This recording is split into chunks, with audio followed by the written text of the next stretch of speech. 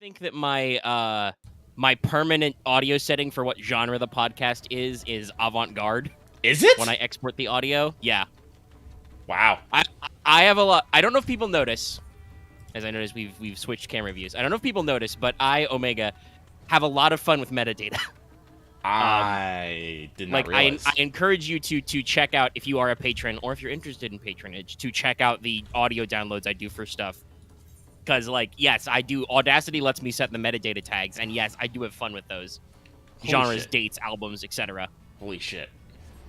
All our APs are listed as by the Studio Omega players, etc. Huh. I make sure to set, I think the album is the game. That's hilarious.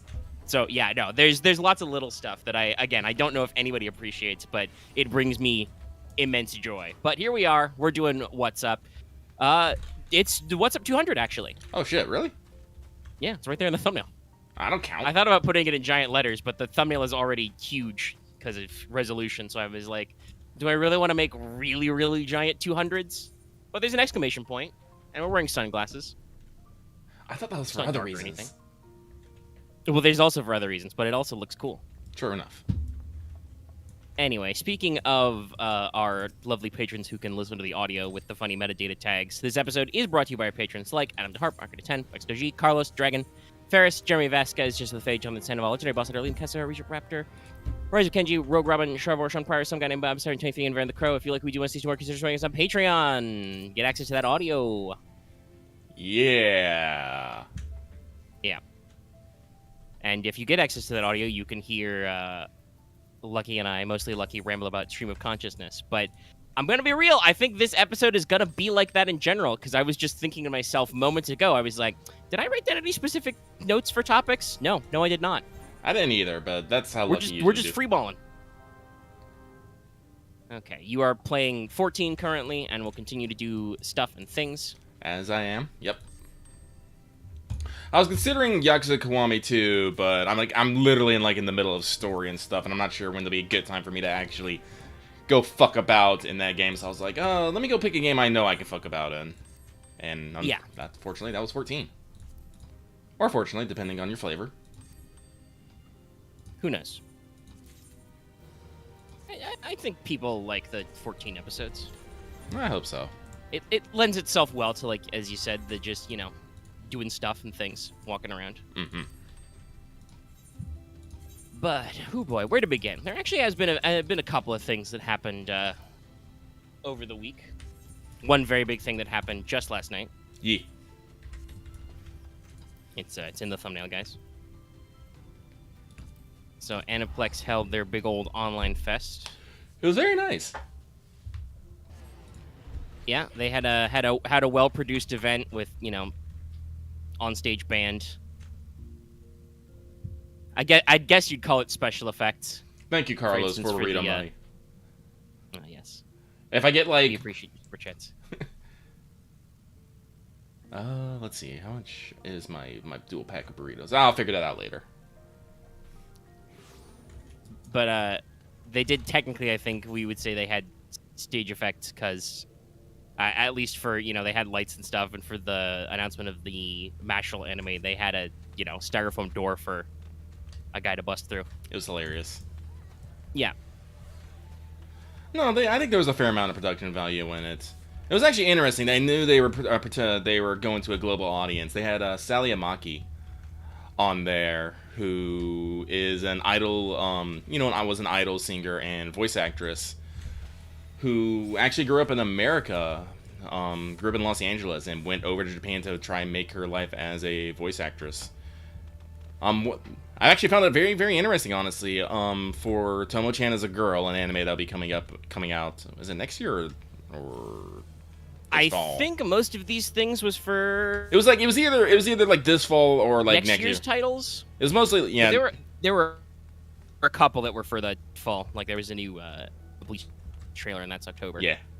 But Sally Amaki is so. doing the voice for Carol in that, and I found that really interesting that she's doing both the Japanese and English voice for it. And I was like, oh, that's neat. Yeah, that's very interesting. There were quite a few interesting things. Obviously, the show was in Japan. Yes. It was in Yokohama. Mm-hmm. They said the venue name a lot. Pacifico. Shout out to the poor live subtitle intern. I have no idea what they were doing yet sometimes. I feel like they were just sometimes beating their face on the keyboard, but it was okay. I knew what was going on. I almost feel like they were almost doing like a Japanese style keyboard, but it was the English words coming out. Like they were just starting to type a word and it would form and then it would get unfucked. I haven't done any translating, but I've done a little bit of typing subtitles as just random gig work. No, it doesn't pay very well if you're doing it on the internet, but I, tried it along with many other things over my life. And there's definitely a flow to that, but yeah, trying to do it live by ear, there were some errors, there was some weirdness, there was some time when the person had no idea what the fuck to type. I also wonder if there was maybe somebody from like PR standing over their shoulder or something. Oh, I think so. Like, it's no spoiler. It's right there in the title of this episode, and it was a big fucking deal because it trended on Twitter before it was actually announced for like 2 hours, and then exploded when it was actually announced. But there were some Fate announcements. Strange Fake is getting a TV special this New Year's Eve, i.e., during the FGO stream. Let's not mince words, guys. They've done an anime special like every FGO New Year's stream for like 3 or 4 years. They've been doing it a lot. So the fact that they announced it December 31st, I was like, FGO stream, got it. Oh, they want to say to a scholar in there? Fuck you guys. You don't get my healing. Screw you. During that time period, when the producer from Aniplex, I forget her name off the top of my head, but when she was speaking and she would mention fate, which obviously in Japanese is usually just referred to as fatal, like just the loan word fate, the subtitler kept typing fate series. I don't know if he was trying to make like people catch on, or like somebody told him, hey, don't just capital F fate, you have to say fate series, even though internet, if you just capitalize the fate, most people will get it. So it was an interesting experience. But yeah, there was a lot of news. They had some performances. They did some stuff. Had a lot of flair and so on. Oh yeah, no, it's a little crazy. The producer's name is Shizuka Kurosaki, and her like entire fucking like producer resume, it is like 75% Fate titles. It's a little wild. She worked on Case Files. She worked on let's see here, the Camelot movies. She worked on Babylonia. She worked on Last Encore, Heaven's Feel, Apocrypha, Unlimited Blade Works. Yeah, so that's a lot of work directly with Type Moon, even not necessarily like obviously a lot of the series that were advertised were A1 produced throughout the whole event, because that's the it was an Aniplex event. They're in the vertical integration. Oh, interesting. There were some other studios out there. Oh yeah. But like obviously with her resume, that means she doesn't just work with A1. That she's been working with Fate properties for a long ass time. Oh yeah. Like she has some other things in here, like Alno Zero. She has some Natsume Yujincho in here. Also has some Kara no Kyokai too. Neat. Yeah, this person, I feel confident about Fate in this person's hand. They have been in it a long time. That's all some pretty decent stuff. And honestly, like, I want to bring this up. They were very clear to state that it is a TV special. The words series were not used. It's a new Fate animation project, and they talk about TV special. So it's probably going to be like the Case Files episode 0 or the Case Files extra episode we got last year, where it's basically standalone singular. I am assuming they probably want to jump off into a full core. I'm not entirely sure. Yeah, we debated this yesterday when we recorded Let's Make FGO. Out now, please go watch. I've gone through like 3 title iterations to try and catch more SEO before deciding on the clickbaitiest one. But still valid, because we do talk about the unknown anime announcement, because it wasn't announced when we recorded the show, because, guys, time, space, it exists. But we debated about how, like, it could very easily not be Strange Fake, because Strange Fake isn't finished. Yeah. The series isn't concluded. and there was, oh gosh, they said there's quite a few volumes. Was it 7 or 8? There's a decent number of light novel volumes, so they could easily like, have some space to adapt things a block at a time. But yeah, it's not finished, so you would have to get Narita to squeal on what the ending is before he's done writing it. And I somehow do not sense that happening. I feel like the lad so would be we'll a little see upset. what happens. The announcement, on the one hand, very funny because they, they did say the character Ayaka's name. It was just Saber, Archer, Lancer, but if you know anything about Fate, you can recognize them from the materials and so on. But also the actors, the Archer and Lancer in question are Gil and Enkidu, so not too complex there to figure out. But I like at least that they're like, oh, they're trying to play it close to the vest, just in case. I think the most interesting thing, because we kind of got on this talking about, you talked about how there's an actress who is doing both the English and Japanese role. Mm-hmm. Our boy Albert came out. He showed up on the big screen. Yep. To also, by the way, I assume technically to announce a promotion, because he used to just be localization producer for FGO at Aniplex. Now that like he is the Aniplex localization like director producer for all Fate related materials. So that's good. I know he's been a fan for years, sticking with it. But he announced that we are talking a literal simuldub. Mm-hmm. Like, not just like they get them the finished product before it goes to air in Japan, and so they've got like enough time to work around so that it's usually about 24 hours, I think, is the minimum gap time for some simuldubs. It's something like that. Yeah. And that requires immense cooperation to share the script and so on and so forth with the team ahead of time. But like he straight up said that like, no, simultaneously, this will immediately be available in English. And I'm just like, wow. Like, you are intending to literally simultaneously release this. That's interesting, intriguing. Mm-hmm. No, MHA was still... I know that was like a premiere simuldub. There was still a number of hours gap there. Like, it did not literally finish airing in Japan and then was available at the same time in America. Whether that's like scheduling or whatever. But like, the way Albert pitched it was like, no, we're straight up gonna have when this drops, the English version will also be available, which is probably not that hard for them to rig up because again, they're Aniplex is plugged into the Funimation Crunchyroll apparatus, and they are not afraid to throw out stuff out there. No, Strange Fate, anything that is a light novel with Fate does not have an official English release. I'm pretty sure. No. I don't even know if they published the original Fate Zero light novels over here. No, not that I know of. We don't have... I do believe we don't have Zero. We do not have Apocrypha. We do not have Case Files. We do not have Requiem. We do not have Strange Fake. Yes. That would also preclude the original Karno Kyokai novels as well, because those were published in light novel format. I always forget that. Yeah. So, yeah, no. I'm wondering when, because Sony seems to be really into this whole Fate thing throughout their various layers. I'm very shocked that they have not figured out some kind of light novel publishing imprint, because I can tell you that if you can find the translators to pay, which you can, they exist. Oh, definitely. And you can find the printer to print them, which I admit that might be a little weird. I still haven't gotten around to picking it up because I've been trying to figure out other stuff, but recently Edge Studio, who took over Fantasy Flight Games releases, they had an announcement saying that like, hey, our print line is still so fucked, we are actually going to start selling PDFs first. Wow. Normally we would wait until they were already available physically in stores.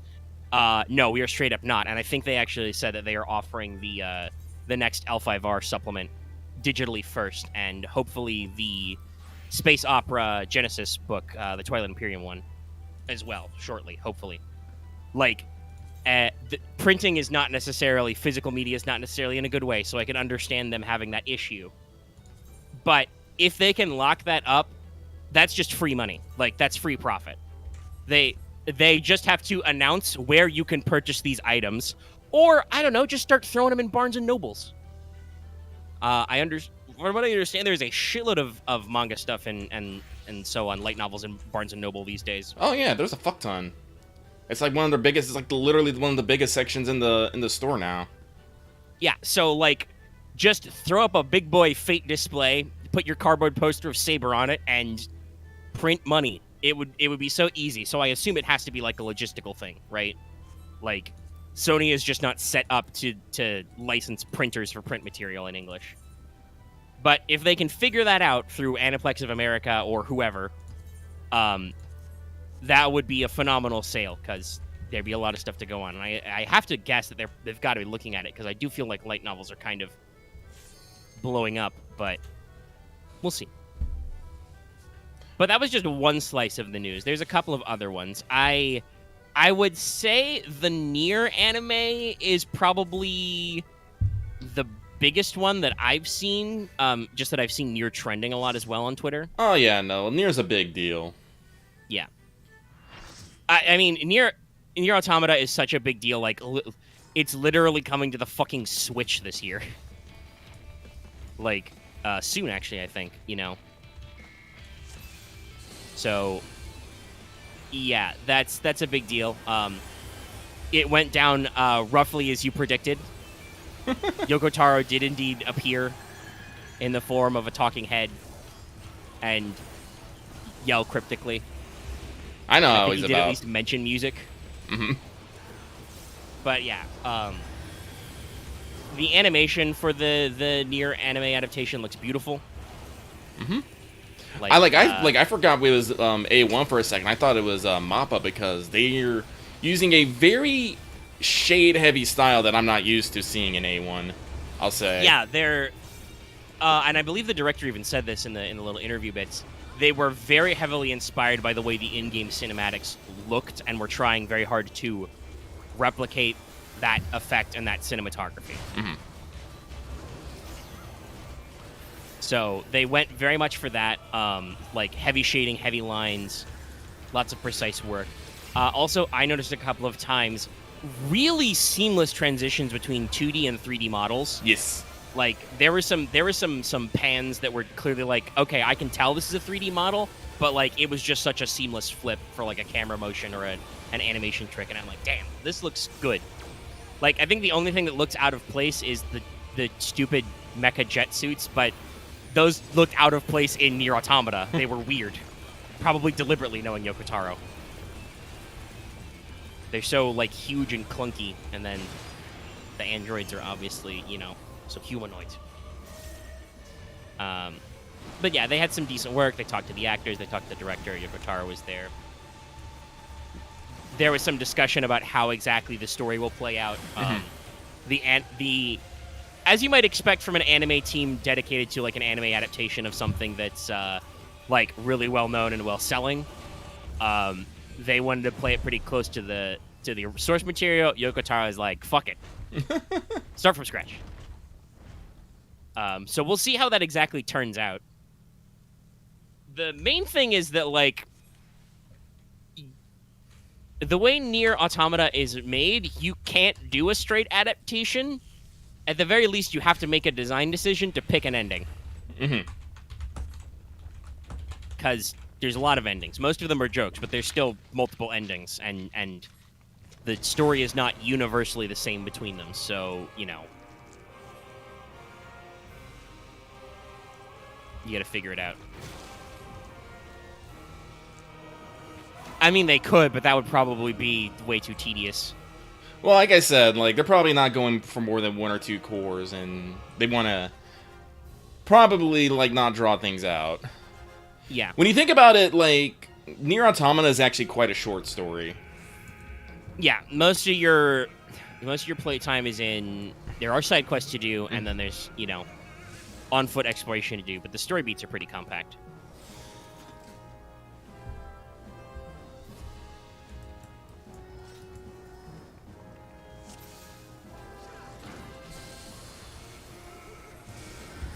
So it'll be interesting to see what decisions they make. Mm-hmm. but obviously it's, you know, like I said, it's of interest to people. Much, very much so.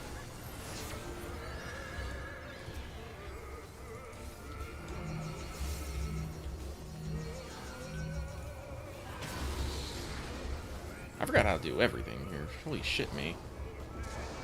How do I play this game? Guys, why are you... Button.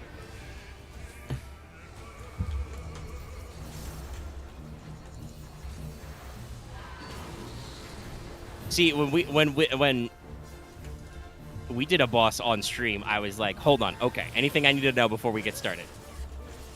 No, these people... No, we didn't really. It was just Ifrit, but it was very simple, and then I was like, okay, let's do it. And there weren't really any problems. Alright. These people are dumb.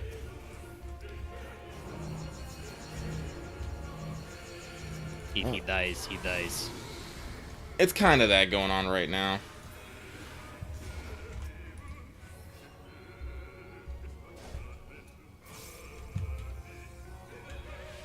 You know what? Typical day in 14. They still haven't killed the... Okay. I ain't dealing with this. Nope. Nope, nope, nope, nope, nope, nope, nope, nope, nope, nope.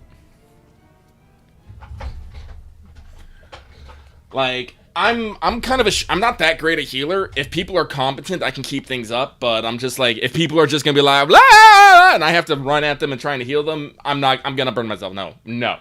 No. Lucky says, fuck this shit, I'm out. Pretty much. Ugh.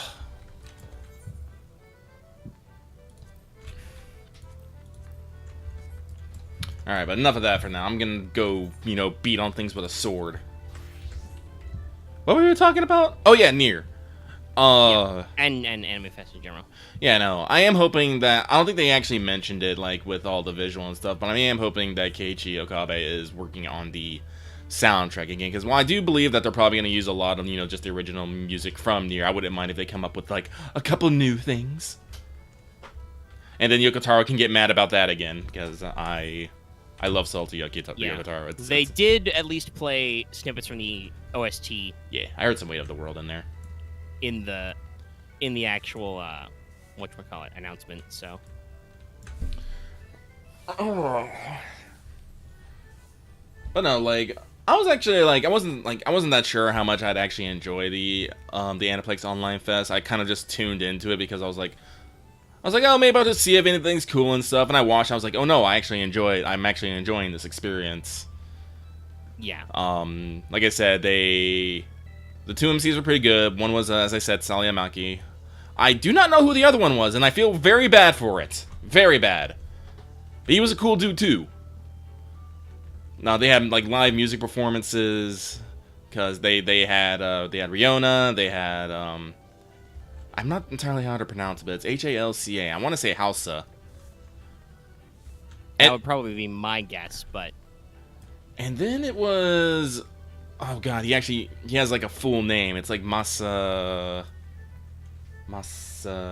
Actually, if I go to their anime channel, I'm pretty sure I typed the name in there. Or let me see. Anyway, it was the guy who did the 3 openings for Kaguya-sama Love is War. And it was great because he came out, and my first thought was like, yo, this man looks like he belongs in a Yakuza game. And Fuji was just all like, bruh, can we put him in a Yakuza game? And I was just like, oh my god, that's like the greatest idea ever. That would be great. Yeah, I was working on other stuff, so I had the stream muted a lot of the time. But the man had stage presence. Oh yeah. And they went for a very jazzy couple of numbers. It was really nice. I really enjoyed it. You guys can look at them. It's not that difficult. But yeah, you can find the stream. But like they had like music performances, lots of trailers. And the thing I think I love the most is they actually had a program schedule that shows off like everything they were going to be talking about. Like in the beginning. Let me see here. I know Fujo. Yeah, they had a proper event program with like, here's when the performances happen, here's when we're doing these trailers. Obviously they had a big block for secrets. But at the very least, they told you when the secret blocks were. Right? Yeah, so like if Like, you they were didn't like, hey. necessarily want to like follow or listen along with other things, you didn't have to. I was like, oh no, this is very nice. Yeah. Yeah, no. Something I was actually very excited about. They have new engine on the Rurouni Kenshin remake, and it is a Rurouni Kenshin remake. They even got new voice actors. Ria Takahashi is actually going to be playing.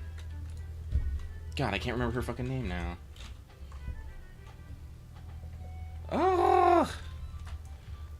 The female lead. That's all I like. I can't remember her name to save my life. I haven't watched Rurouni Kenshin in so goddamn long. But that's exciting. I mean, that was my youth. You literally. You can watch that shit on Toonami. But anime's looking like in a good place. Okay, Yeah. what do I want to do in here? Yes, Kaoru. Thank you, Architect. And the secret stuff wasn't just Strange Fake. There is a couple of other things that they pulled out. A very interesting one was Eisenflugel. Yep, Wheels of Steel. Wings of Steel. Originally a light novel by Gen Urobuchi. Yeah. It was originally Character pitched... designed by Takeuchi. Yep. Type Moon.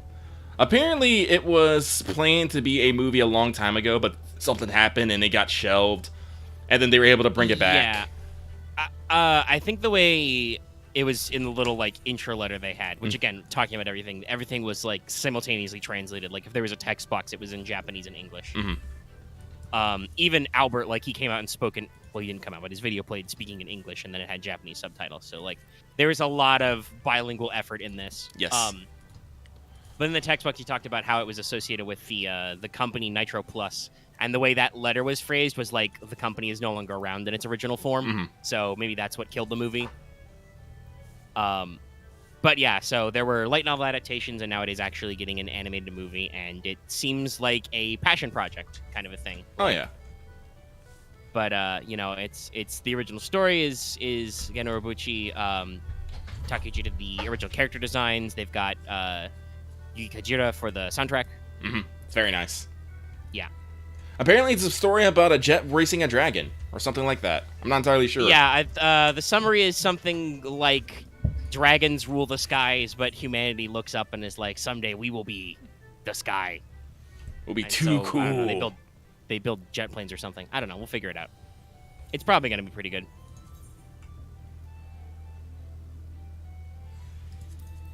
So, yeah, we'll see how that shakes out. There was a couple other ones that I know people were excited for. Big time series. I mean, there's a lot of things that looking at good again there, like Bocchi the Rock. I thought that looked lovely. Let's see here. I'm a little disappointed about Solo Leveling because they didn't actually really show off anything new. They kind of just showed the old CM and did some... And, you know, played Yup Boy Sawano Hiroyuki music around everything, but they didn't actually show any animation or visuals. I don't even think they've really actually confirmed any, like, the voice actors and whatnot either. So, yeah. A little bummed about that. They did show off some stuff for Ayakashi Triangle. It looks quite lewd.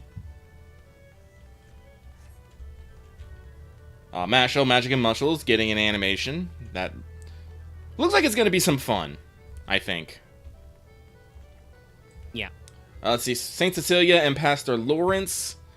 This looks like it might be slightly diabetes-inducing. Apparently it won the same award that such manga as Demon Slayer and... What was the other one? It has an acronym because I used them both. What was it? Oh, I don't remember. It's buried in there somewhere. But yeah, no, that one was just like presented as like pure fluff. Though I'll admit it's just the classic snarky nitpicker in me that like I saw the character designs and I'm like, I don't think nuns' skirts are that short. And Japan is like, nah, and I'm like, whatever. Because like, yes, it is a completely wholesome looking series, but also like they're shown back to back, and I'm just like, well, that's a lot of leg. Then again, I have been re-listening to the Locked Tomb, and we go on and on about the church robes and the dresses and whatnot. And Hera's deep-seated phobia of her face.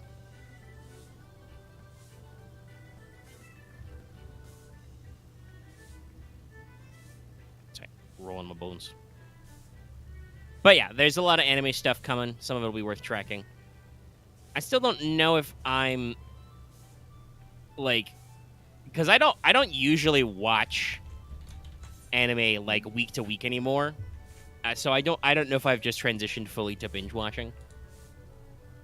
Not that I always binge everything either. There's stuff in my backlog forever, but I definitely feel like I'm less into watching everything week to week. And I know for some people that's the experience, but it is an interesting question. But we'll see how stuff shakes out. I'm still ready to watch a few things.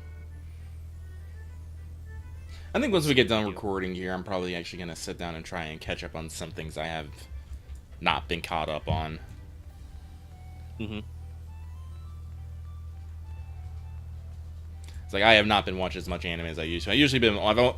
Normally I'd be like knocking out like several series a week, but recently I've only been catching like a couple episodes a week, and I'm just all like, oof. Life's too busy. I need to slow down. So if the show's a little bit shorter than usual, I'm not gonna complain. Yeah, we'll see what happens. Like I said, we're gonna play it by ear. Ears.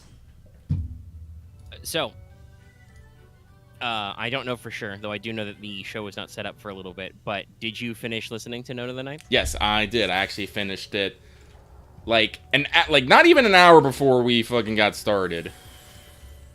Like, it was actually funny. The Aniplex things completely derailed me, and I was like, oh, because I was gonna, play Yakuza 2 and listen, but then I started watching the stream. I was like, oh no, I like this. Yeah, I had a similar experience, like keeping track of it, especially once the secret announcements rolled around the actual new news. I was kind of tabbing back and forth. So no, and after that, I was like, all right, it's like midnight. I want to watch this music concert, but also, I need to fucking sleep.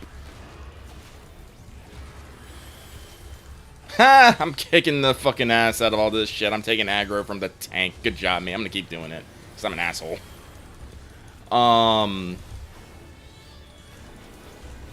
So yes, I did finish Note of the Ninth. If people have been in our book channel, they will realize that I've been trying to make commentary so people will know about where I am. And, boy howdy, was that a trip. I am slightly destroyed. And a little confused. Yeah, I talked about how when I finished listening to it, I had to delay one of our streams, because when I finished reading it, rather, I had to delay, because, like, finishing that book, the way I phrased it was, it made me feel, like, electrified. Like, I want to, like, get up and pace it out. Like, after, I talked about this last week, after watching, like, those last 2 episodes of Edge Runners, like, completing the whole series, I was like, this gives me ideas. I need to write. Reading Nona was like, hold on, I need to, like, go jog down the street or something. It's a different experience. But, yeah, I talked about this last time, and I'm interested to see how you agree with it. But my thoughts were like, I like it, but also it's very Nona is a book that very clearly is what it is, and I don't have any other better way to phrase it, in the sense that, like, I talked about this last week as well. If you know that this was originally just going to be the prologue act for what is now book 4, Alecto the Ninth, when you get to the end of Nona, you're like, oh, I completely understand why that was. Oh, yeah. And I mean, I also understand, like, why Tamison Weir wanted to write this as a whole book, because I'm sure it just kept growing and growing with extra detail. Well, this is the thing. Go ahead. That's the thing I find interesting about Nona the Ninth, in that it's how did Thomas and Mir put this? I do think this was this was actually like very well put. Thomas and Mir talked about Nona the Ninth. It's like if you were to like put this like on read on the map in the back of the burb, it'd be all like your family is like the most annoying in town, and the guy you have a crush on cousin is actually like the cousin of the most like biggest jerk. It's like one of those, those little like preteen romance novels. Yeah, it's very. We wouldn't even call like. It feels like it is in a setting which isn't even like YA. Like this is like.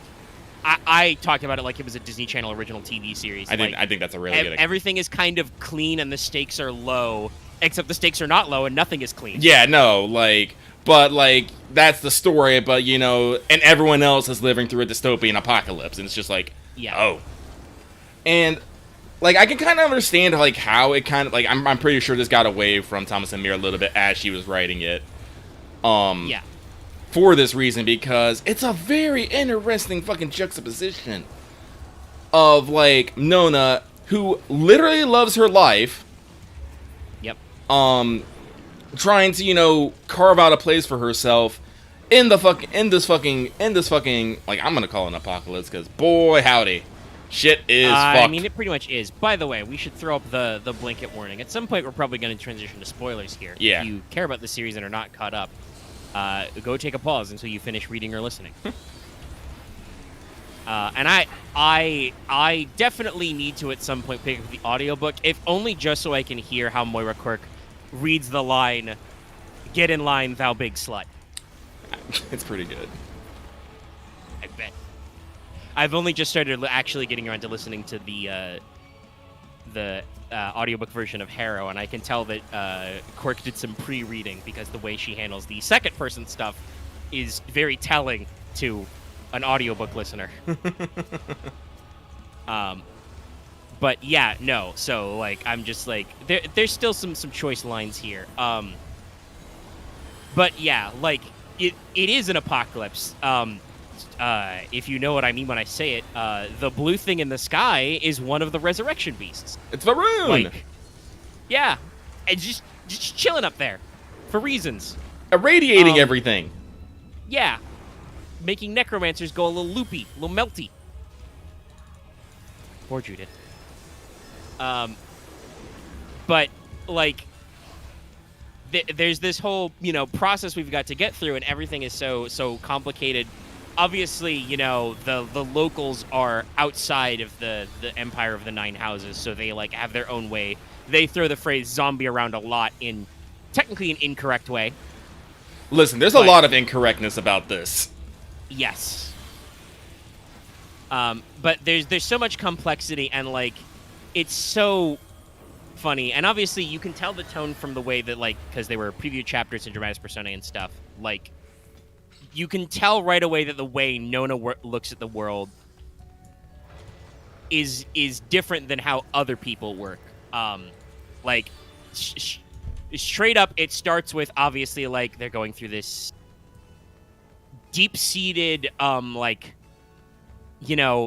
psychoanalysis shit, right? Mm-hmm. Your first introduction to Nona herself is Camilla Hex doing basically a Dream Diary psych profile on her. Because they have a very important question. Everybody wants to know who the fuck Nona is, except Nona. Nona's fine. She's happy being Nona. Yeah, she doesn't want to be anybody else. And this book in particular, all of the books have definitely done a lot with the concept of identity, self, how your identity relates to other people, right? Right. But this one really leans into that in a couple of characters. I think, honestly, all of our 4 main characters have this as a heavy theme. Obviously, Nona herself is the question of who she is. While the name Nona is indicative of Ninth House characters, after all, Harrow Hark's surname is, or title is, Nona Gesimus. they explicitly say that they did not get it from there. They got it because the first thing she ever said was no, no, and then they kind of strung it together. Much like how Gideon was named because that's the only thing her mother said. Just yell. They summoned her ghost long enough for her to yell Gideon twice and then fucked off. And they really misunderstood that one. But anyway. But,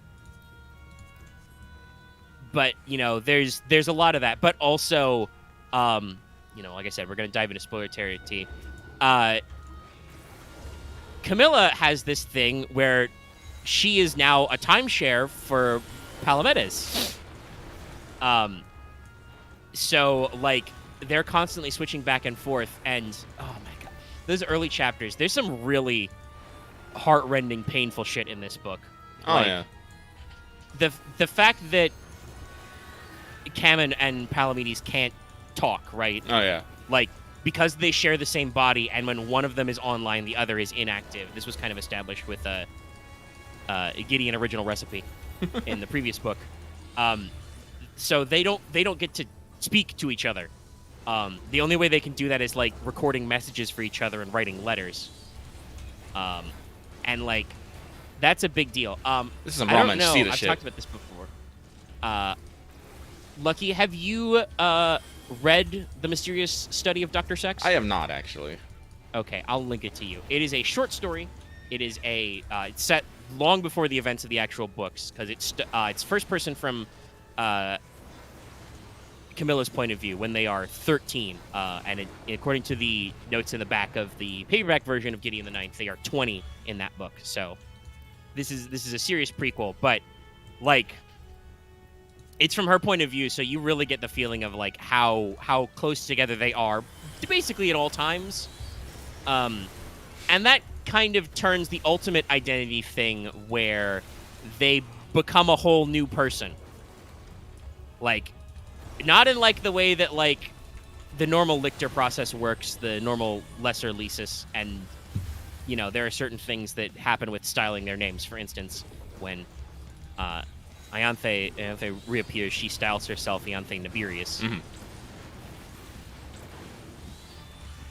But they become a new person, Paul. And it's very interesting, and I think possibly another reason why Muir was so attached to Nona as a character is Nona obviously has a very like fun and entertaining way of existing, right? Yeah. Like her worldview is very interesting. But as a character, Nona is also a really interesting vessel for the author because she has this like keen knack for empathy and like body language. Oh, just language in general. Yes, true. She also she can't read at all, but verbal language she can understand perfectly. But also this extends to nonverbal language. So, like, Nona, she never fucks up who is Camilla, who is Palamedes, right? That is not a mistake she ever makes. And she can tell when they're acting in concert, they are a different person. Similarly, another big identity fuckery is Pyrrha Dve. Mm-hmm. Who is currently squatting in Gideon Original Flavor's body, which is male. So, Nona never refers to Pyrrha as anything other than female, other than they do get to make a lot of daddy jokes, because of course we do. But other characters will be confused or not sure about this. So there's a lot of this identity weirdness going on that makes it very interesting. You could argue that comes to back with another recurring character, Chironia Gaia. I was not expecting this. Yeah, no, I wasn't quite expecting that one either, but there was definitely a moment where, like, I mean, I feel like the twist is pitched somewhat obviously. I feel like you're supposed to think that Nona is Gideon, because when you leave Harrow the Ninth, the book, that's kind of the position we're in. Harrow's spirit is off somewhere else, chilling in the river, and Gideon is in control of Harrow's body, and, you know, we have a big, you know, blank out. And you just assume that, like, some weird shit happened. No, I but never, it didn't really? Personally, I never thought it was Gideon. Because unfortunately the thing about knowing the fact that, like, I guess like the author's intent was for everyone to maybe think it was Gideon, but unfortunately knowing the fact the book was, you know, supposed to just be the Act 1 of Electo to Knife, I think we even talked about this. It's like, I'm pretty sure we talked about it. It's like, no, it's just Electo in there and whatnot. And the more you think about it, the more it makes sense. Thomas Samir did like drop, I want to say, a fair amount of hints about that. Oh yeah, no, there's a decent amount of stuff to foreshadow it, and I think we can say that because this is explicitly discussed in the text, Nona is not exactly Electo. She is not exactly her own person either. I believe it is explicitly stated at some point that she feels like there are multiple parts of herself, and that her hands are always somewhere else's. And I believe the implication is that the soul that is driving her hands, because that's the one that knows how to do swords and stuff, that's still just a little bit of Gideon. Well, I think they talked about this when they were in the river, how her brain has like high thoughts, middle thoughts, low thoughts. Yeah. Like one part's her, another part is Electo, and I believe that like the third part is probably Gideon, I think. Yes. Because Harrow Hark has fucked off somewhere else completely. Yes.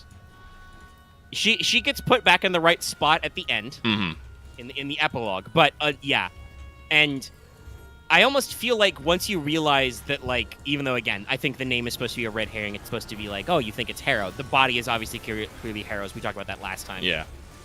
I feel like sharp features and stuff. Like, I kind of got the impression that, like, during those whole things, it's like basically Electo and Harrow swapped places. It was because they John refers to it as Harrow, but like I feel like they speak as Electo at that point. Yes. At 2.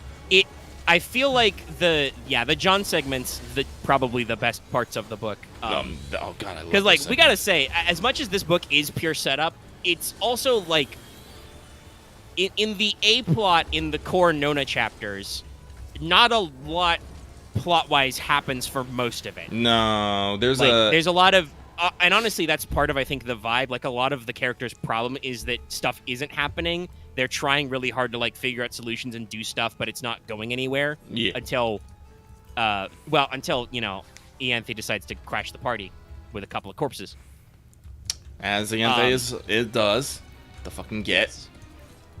Yeah. By the way, hold on. So I talk about, you know, there have been short stories and stuff to bridge things. I don't remember if it's in the audiobook version or not, but in the print version of Harrow, there is a bridge story between Electo and Harrow, as yet unsent, which is from Judith's POV, and kind of explains what like Coronabeth and Cam are doing along with herself during that time period where they're off screen a lot. And obviously, Diary of Dr. Sex is a Camilla short story that don't runs break together our to some fucking intro stuff. You shitty ass little red mage. You're just fucking fine, and you These Latiana circles. For this one, you don't want to have your fucking thing hit these things because it will wither them away. And the Reg Maid was in, you know, a perfectly fine spot and decided to backflip and take out one of the barriers. So I'm a little miffed. Yeah. But sorry about that. Though I will say, I do. In retrospect, after reading the short story, because I did that after I read Nona, it is actually relevant to some stuff. Because there is a decent amount of sixth house talking in Nona. At one point, I believe Palamedes actually mentions his mother. Yes. Who is a character in the short story. You don't realize it right away, but that's Archivist Zeta. Mm-hmm. Seems like a lovely woman. Yes. So like, there's still some stuff there. I really want Samir, if you're listening, I need the short story from Caronia Gaia's perspective here. How the fuck did we get to friendship bracelets with Ianthe? That's the thing I think that's killing me the most, is I don't know what the fuck happened to Gideon. Because I feel like Gideon is the same person, but is a completely different person at the same time. Yeah, and I mean, some of that I think we can attribute to the fact that Palamedes straight up says, even though he's God, there's no way John got all of you unfucked from Harrow. Like, That there's no way that worked out that way. Yeah. And again, we talked about that moment in the river where Nona talks about her different thoughts. Obviously, also true. It probably didn't happen that way. So that would be interesting. So it could just be that the reason why she is the way she is kind of just because she's not got all of her soul goo. I also strongly suspect some of it has to do with her presumable existential depression, as Nona calls her, the saddest girl in the world. Yeah. And you can tell that, like, the only person we could guesstimate whose side Kironia / Gideon is on is probably Harrow's. Like, at one point she straight up asks Nona, yo, where is she? I don't care where the fuck Harrow is. Tell me where she is. I don't care if she's in hell or what. Like, the idea that, like, the impression was, like, I don't care where she is. I just need to go. I just need to know so I can go there. Right? Mm-hmm. And even in that's even though it's funny, that's kind of played out in the last line. Electa wakes up from the fucking tomb. Bitch slaps Ianthe across the room, completely forgetting she has a sword. It got really Catholic that moment. Yeah, no, it's very. I love how the style does a shift. But like they go through all this moment, and Electa is like, "Ah, yes, I recognize you. I shall offer you my fealty. We'll snog a little bit. It's weird. Harrow didn't have a good time. No, that was blood. That was very bloody. Yeah. And then, you know, I offer you my service, and Gideon is like, oh god, how is this phrased? I gotta say the line. Let me pull it up. I know somebody's got it quoted somewhere. I was like, I'm pretty But sure. it's like- I'm pretty sure it's like, get in line, thy big slut, or something like that. Yeah, but there's the whole rigmarole to it that I also deeply love, because it's a whole line. I also want to say this. It might be because, like, I'm not entirely sure why. It may be because, like, you know, Gideon has changed, or because we're not seeing things from Gideon's perspective. But God, I felt like Gideon was a bit of an ass. No, most people have that impression.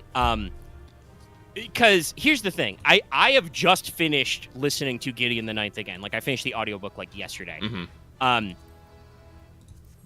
Like, if you wanted to count the number of friends Gideon Nav has, it's like 3.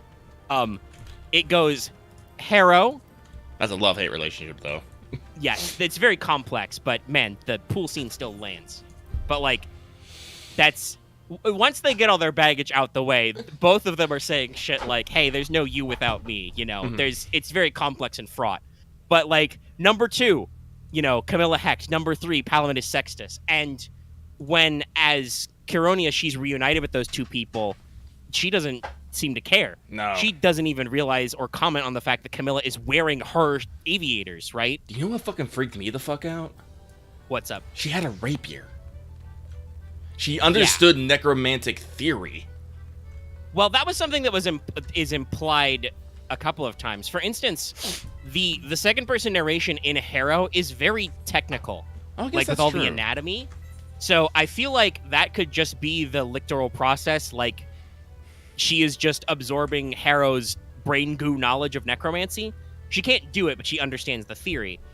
The rapier thing, though, is interesting. And I actually, did the two-hander appear anywhere? I don't know. 'Cause that's very important for plot reasons. There was a ghost in that sword. Also, when Nona had her third tantrum and was wielding a chair like a weapon, Camilla did mention something about her stance and how it seemed to suit it a two-handed weapon style. And it's just like, True. And again, we talked about, like, Nona has the layers of thoughts, and it's her hands, her middle thoughts, that seem to be Gideon's thoughts, and, like, know how to handle weapons and naturally go for the two-handed grip. So, like I said, I think it is clear, especially from some of the lines, that, like, Gideon is mostly there in Kironia.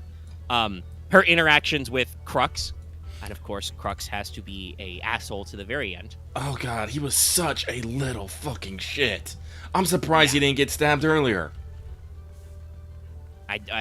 Well, I mean, I don't know. Maybe Harrow covered for him. I have just gone through the part where she talks about she would clean the plaque from his arteries with necromancy. So who knows? But like her interactions with Aglamine are very genuine. I told you I'd come home in a box. And, like, when Aglamine thinks that Nona is still Harrow, like, they're about to have words, but Gideon has to be like, no, Harrow's not in there. Don't worry about that. Because, like, there is a lot of genuine emotion there, but it's not quite the same. Yeah, so the final line is, Alecto offers service and whatever, and the final line is, to which a voice on the opposite side of the shore was raised, exceedingly wroth, and Alecto heard it shout, in a very great shout, "Get in line, thou big slut." Which I can only, I have to, even though it's not written that way, I have to imagine the elongated vowel on that. Get in line, thou big slut. So it'll be interesting to see their interaction. But like I said, I really want that short story because, like, there's a joke in Gideon about friendship bracelets. She, talks about back when they're still fighting, about how, she would have been overjoyed to meet Harrow's murderer and hope they weren't weird because it would make their ensuing marriage awkward. Maybe they just have to settle for friendship bracelets. So, like, there's definitely some stuff there that I'm like, I really want to know, like, how we got here. Because they have friendship bracelets, they seem to be vibing, but also, on the other hand, Gideon's not afraid to just be like, yeah, no, I'm not on your side. What would you think I was on your side? No, I'm just, She says that she's going to stab Alecto and I will become Dad's new cavalier. But no, I'm trying to remember. There's a scene in Harrow the Ninth where they're fighting and Ianthe... Oh, wait, no, I remember it now because it was a fucking pun. Ianthe goes, I love a little gal on gal, and Gideon's like, you know what, screw everything I just said, let's get married. Yes. Little gall on gall. Yeah. Yeah. So, I don't know, maybe like And they do, when in the end of Harrow, Gideon briefly takes over Harrow's body, they do have some bonding. They at the very least have a great moment where Gideon is like, hey, caught you flirt with Harrow. You're barking up the wrong tree. She's involved with the body. Like, they have these moments back and forth. So, like, I think the chemistry was there. It's just, I want to see how, zombie Gideon arrives at that point. Who's apparently been rattling around as a cohort officer, finally, right? Like, it's so weird, and I really want to know more, and I hope that we can get some action on that. Because, like you said, not having Gideon's perspective, it's hard to tell, like, what is just Gideon being a salty bitch and, like, what is just her deep self-effacing nature. Because there are parts in Gideon that are like that, where Gideon just fucking hates herself and everybody and just, lies on the floor making pain noises a lot. Like, that seems like a normal Gideon type of emotion. I remember that. That was after she found out that fucking sexist was sending letters to, yes. What was her name? Fuck, Dulcinea, and he's just like, ah! She's just like, oh my god, I'm the worst. And there's a much more dramatic version of that beat when the fourth are killed, where she, like, zones out for, like, 24 hours. And just thinks everybody hates her guts, Mm-hmm. And that leads to one of her big fights with Harrow as well. So, like, I could totally understand if the reason why Gideon is being such an asshole is just because she's just mega depressed because Harrow is nowhere to be found. It's very awkward. So I'm very interested. I don't know if we have a timeline on when Alecto is coming out. No, I haven't heard. I mean, it's only been, like, not even, like, about a week. Yeah. So, yeah, I don't know when we're getting there, because, like, there's a lot of key stuff to get in there. But, yeah, you actually said, talking about stuff in books, you said that you thought that the John segments might be your favorite part of it. Oh, yeah, I definitely... Because, like, everyone knows John is pretty much fucking God. And he's... Yes. Like, in the past couple books, they've talked about, how he did some weird shit. And I think me and you, like, talked about, like, this is totally the fucking solar system, and... Yes. The first is probably Earth and all that stuff. And this is where we got our idea that Alecto was probably the fucking, the resurrection beast of Earth. And all this crazy stuff. And we are more on the money than we fucking thought. And I loved how like we do this, because it's basically like we're on the ruins of Earth, and John and Harrowhawk / Electo, because it seems like they're both at the same time somehow. It's almost like you said that they switched places. It's almost like Harrow is reliving Electo's memories of this event. Like, John explained everything to Electo, but Harrowheart hears it as herself. Mm-hmm. I'm pretty sure John does like refer to her as Harrowheart at some point. Yes, but refers to the he body. Says it out loud. Yeah, but I think he refers to the body as Electo. I think. Yeah, and which is not what he would say. Yeah. So it's probably some more brain in there. Because he's like talking about like how I hurt you and stuff like that. Yes. The grammar is all wrong. Yes, but I loved it because like even from like we really only got John dialogue in Hair of the Nine, but I've always loved John. He's a fascinating character. Yeah, like because I think we had this discussion after we'd both finished Harrow. John God is not a good guy. He's not. He's not a good man. But he is positioned as a being of allegedly supreme power, and at the very least, he does seem to try. He definitely tries. Yes, he is not good at a lot of things, because the whole point of this flashback, we now know, he really was just a regular man. He was just a dude trying to save the world. Yeah, he was a cryostasis technician trying to save all of humanity, and the rich elite bought out his project and silenced him, and then he became the necromancer, basically.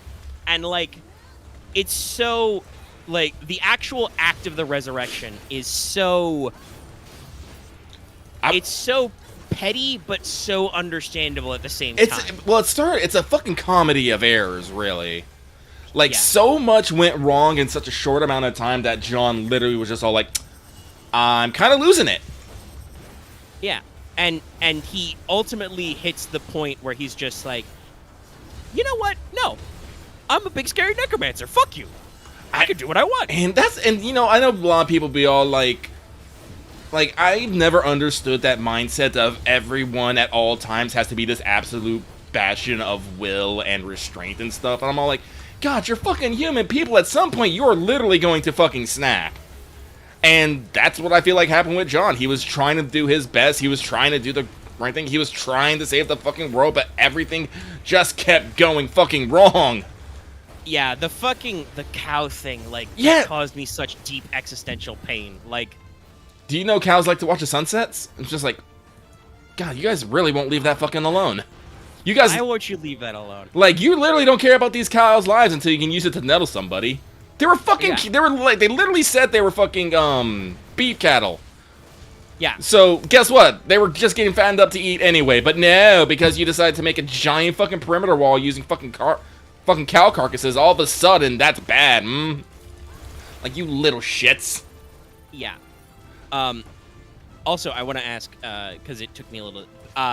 Did you figure out what was going on with the abbreviated letters? Oh yeah, no. Like, I couldn't place them one to one, but when they talked about Ulysses and Titania, I was like, wait a minute. Yep. And I'm just like, oh.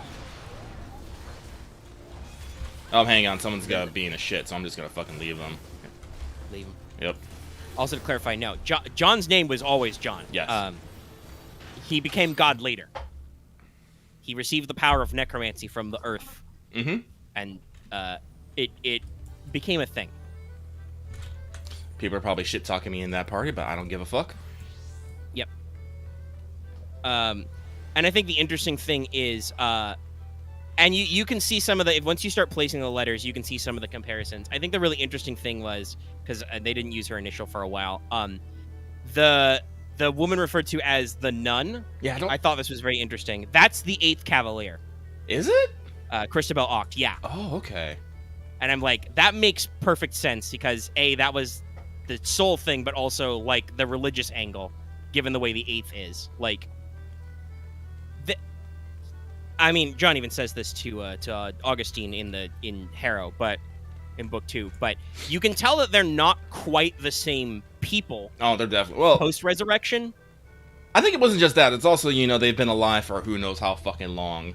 True, but like the names obviously were like picked, I think by John or maybe by them as post the resurrection, because the same with Ulysses and Titania. They were called something else, and then he picks new names for them. Mm-hmm. But yeah, there's some really interesting stuff there. Yeah, I was like, when I realized that G was literally just Gideon, I was just like, oh, that makes so much fucking sense. Yeah. And Harrow's description of the body makes a lot of sense because John describes that he literally made Electro's body because he thought of Hollywood Barbie. hair Barbie. Because Yeah. I love that moment because he starts he was like, okay, I was really fucking stressed and I wasn't thinking. He was just like I'm pretty sure John isn't being like the absolute most truthful in this because he has lied before and he will lie again.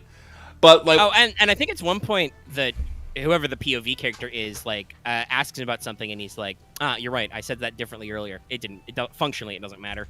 Yeah, but I feel like this man is just rawly pouring out his soul as they pick through the ruins, and I'm just like, God, I loved it so much because it's basically a second person story because you're listening to as Harrow as this old man tells his life story. Yeah. And like I said, John's not a good person. No. But he has made an effort, and and again, if you think about the context, this whole war for expansion, the cohort and everything, they're trying to find the colonists who are descended from the rich elite assholes who left the Earth to die. Because John, I will say, John being a little petty and vindictive, but man, I do not it kills me to think that Blood of Eden is like, oh, we're fucking, getting revenge for the Earth you killed. And I'm like, you mean the Earth that you literally fucking abandoned? It's one of those great things of, the recontextualization, because, obviously, John's not good. The Blood of Eden don't seem super good. But when you get up the context, it's like, oh, these guys, this resistance movement or whatever, are, they're this way through the same kinds of, social manipulation as, the fucking cow thing. The reason why they think these things of, zombies, necromancers, whatever, is because of I'm sure that's what the elites told everybody afterward. It's like, oh well, it's his fault. Yeah, and so I'm just like, God, distorted through 10,000 years. Yeah, I know. So I'm just all like, man, John, you fucked up. They fucked up. I mean, I don't think, and there isn't anyone who. Well, no, I take that back. Calamity's didn't fucked up. Calamity's came out. They're good people. Same with the twins and God. Who was the dorm mom? Who was the dorm mom in Harrow? I can't remember her name. The married couple. Oh, Abigail and Magnus. Yes. No, they are good people. I don't believe they ever fucked up. But everyone else, Jesus fucking Christ. Well, and a lot of it just has to do with this is a plot point in several parts of the books as well. There's a lot talked about the differences of age and institutions. John is 10,000 years old. All his lictors are 10,000 years old. They're just really old and tired and have seen it all. They do talk about this in Nona. Apparently John has gone off the deep end in depression and shit. Well, yeah, I understand, because they kind of talk about how he's always been kind of depressive, with his lictors dying over time and stuff. And then Harrow doesn't really end in a good place for him. He loses basically all of his remaining lictors. They try to throw him into hell, literally. Yes. But he has to kill Mercy Morn, because she killed him a little bit. It didn't stick. He was fine. I don't remember. Does Augustine no, I think Augustine gets sucked into hell. Yeah, I think Augustine got sucked into hell, yes. And the Resurrection Beast ate Gideon Prime. Yes. So, all of his companions are now dead. I think they implied that in this book that Cassiopeia the First, the founder of the Sixth House, is still around. Somewhere. But she is also a Blood of Eden source, just like, Kithaeria and stuff was, so... And apparently something off-screen happened where the Six decided to defect. Considering that the Six seem pretty canonically to be squatting in the poles of Mercury, I can understand why they wanted to leave. They live in a giant metal box that is constantly refrigerated and can't go outside. Made very clear in, I think, the body of text of the study of Dr. Sex. Well, I definitely need to read that so I can get better context then. Sex is in 6, by the way. It's intentional. I was actually reading some interviews about Thomas Simbier, and no, she thrives on puns and memes. Yeah. Well, she used to write fan fiction. I believe explicitly was a big fan of Homestuck back in the day. Yep. So, like, yeah. There's a shitload of internet culture in these genre-busting books. No, like which, in... you know, is part of the fascination. Like in Haro the Ninth, I remember there was the llama with hats reference. And stuff, no, like Tumblr, like I actually, like, I read interviews, it was like, it was Tumblr memes, you know, old stuff like that. No, she thrives on that. So no, it's completely intentional. And it makes it great because then Gideon can just, like, do it in an organic way with, like, you know, like Calamity Sextus, and Gideon's just like, Sex Pal! I'm just like, yes, no, this is kind of great. And yeah, having done that scene, that's so great the way that's phrased too, where it's just like they're. This is when the 6th and the 9th are like making their big alliance, and like obviously he knows that Gideon can talk, but she doesn't usually do it in front of Harrow, and then just Gideon starts speaking, and like her lines to him when he's like, "Your your thoughts, 9th," and she's just like, "Do you know if you took the first 3 letters from your last name and the first 3 letters from your first name, you get Sex Pal." But yeah, no, it's great. And you can even feel that. I think it's in one of the sections where, like, John talks about them streaming them on the internet. Harrow Electo is like, "What is the internet?" And he's like, "See, I did make Utopia." Yeah, no. Oh, that literally killed me. I had to pause at that moment. No, it's so good. But no, it's just like, because that's such a like John thought, right? Yeah, well, I feel like John was, you know, definitely an old man even at that point. So he was just all like, he was already tired and he was already stressed, and you know, he had his crew and they were fucking, you know, great and stuff, and you know, he didn't like necessarily want like all that. He just wanted to do the job, save the Earth, and have everyone have a good time. But no, that didn't happen, and he was so mad about it. The Earth was all like, "You want some fucking powers?" And he was just like, "Okay." Well, it didn't go exactly like that. Like, I do love this. That's kind of the gist. Yeah. But no, I did love that, like, as, you know, he just talks about the days leading up to that, how they were like, "Now we're a fucking cult." And he's just all like, "Shit." Yeah. You know, just... I love the part where he talks about, like, he healed some randos just because, and then it was like, everybody had to fuck around, and it's the nun who's like, "You need office hours." I love... That was Christ's problem. He didn't have office hours. People were constantly hitting him up all the time. I love that the nun brought that up. I really do. Like... Well, and it makes sense because she would be, like, the most versed in the actual, like, spiritual subjects as well. It's, yeah. You know, there's plenty of stuff to go there. It's... The storytelling is so good. And I'm interested to see, like, that overlap. Because obviously, like, the way that... There is a lot of biblical allusion in this book. Obviously, you know, the John chapters are phrased like Bible verses, you know, John 5:18, etc., etc. And at the end, you know, Camilla as Palomedes decides that their new name is Paul, and ignore all other attempts to portmanteau it. Despite Gideon's best efforts, or... Yeah. I appreciate that Gideon's like, "Oh no, you can still call me Gideon." I actually forget that I'm, like, called, like, what was it, Kiranoa? Yeah, Kironia Gaia. Kironia Gaia. I was like, oh, thank God, I can still call her Gideon Nav. Yeah. Again with that identity thing. It's like, yeah, I'm supposed to be this other person now, but I'm still that old person, mostly. Yeah.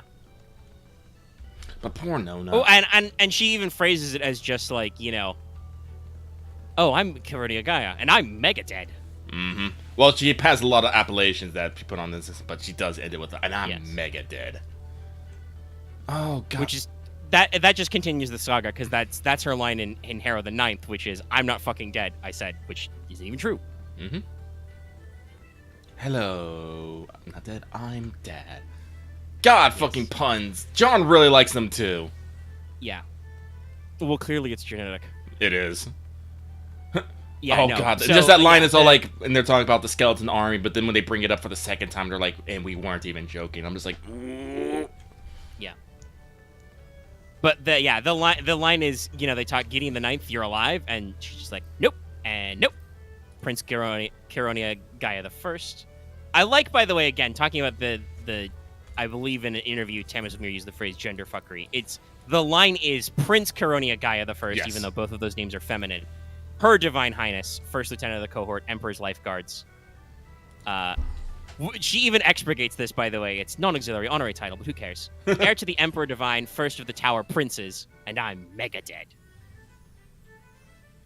Oh, sorry, Axe. There's a point when John awakens to his power, but everyone's afraid of the fucking Wizard Man because they streamed and they're gonna fucking send in their fucking spec op teams.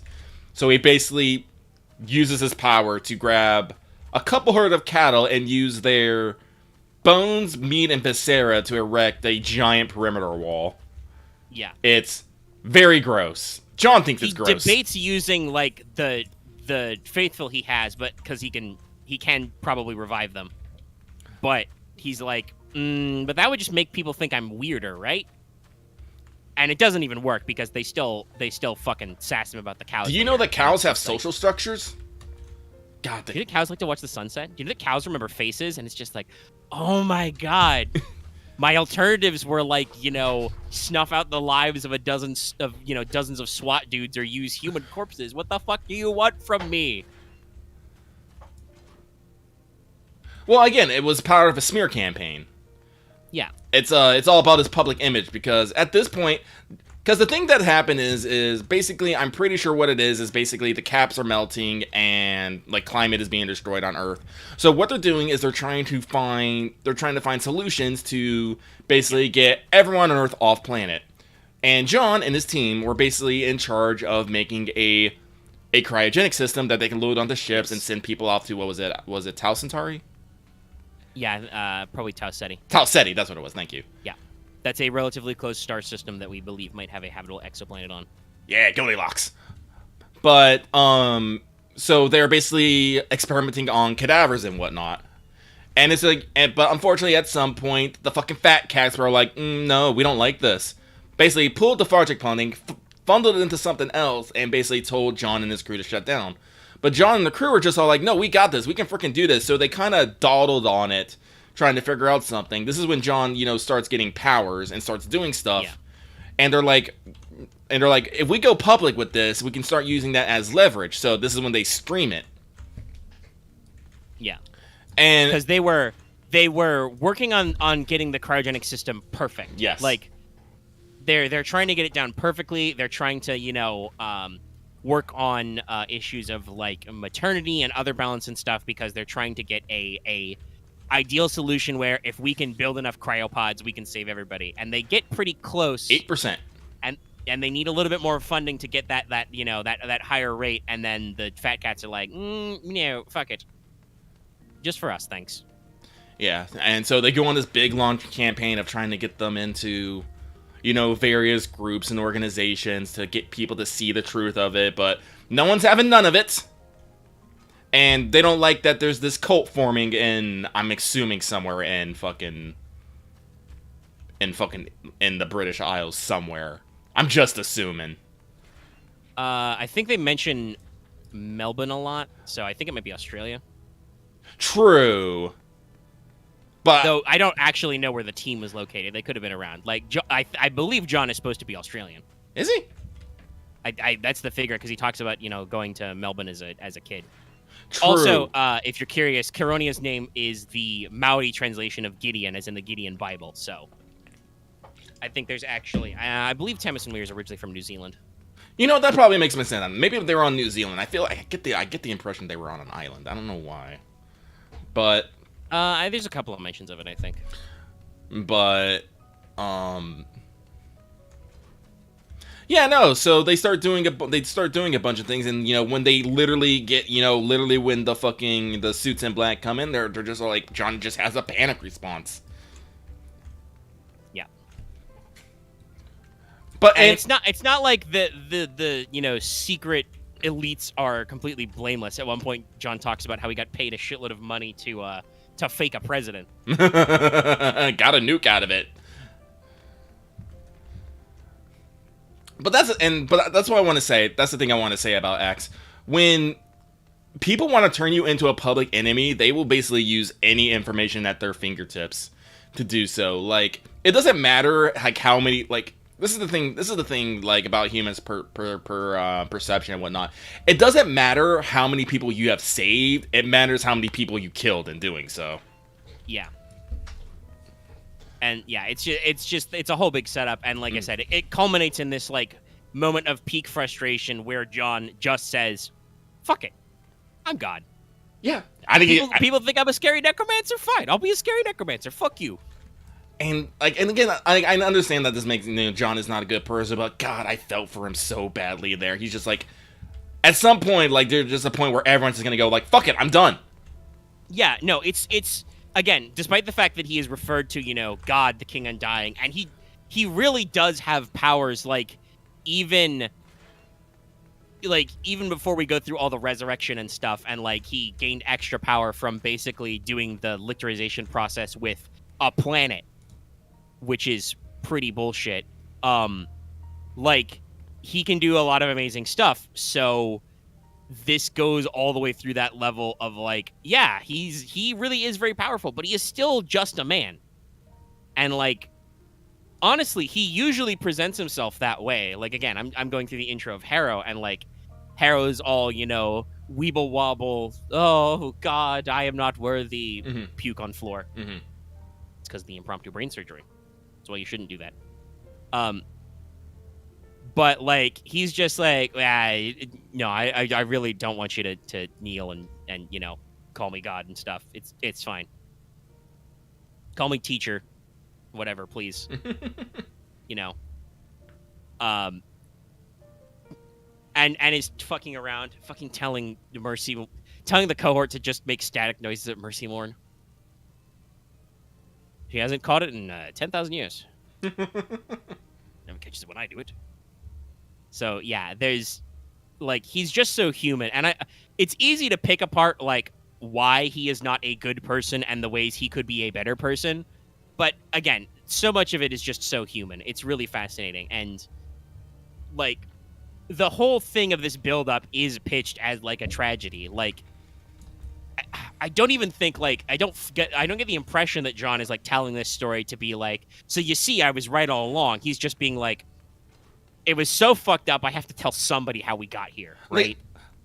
Like I think John even does mention it. Like, I think he mentions it at some point. Like, he knows he fucked up, and he like has a lot of regrets about this. But what the fuck was he supposed to do? Like, oh man, I really do need to pick up. I think at some point I am gonna pick up all 3 books in print just so I can just scroll the parts to read them again. Yeah, no, it's really good. And like I said, the print version of these books also has a lot of helpful stuff. Gideon the Ninth, for instance, comes with a very illustrative like glossary at the back, talking about like defining stuff like thalergy, thanergy, and different necromancy schools and stuff.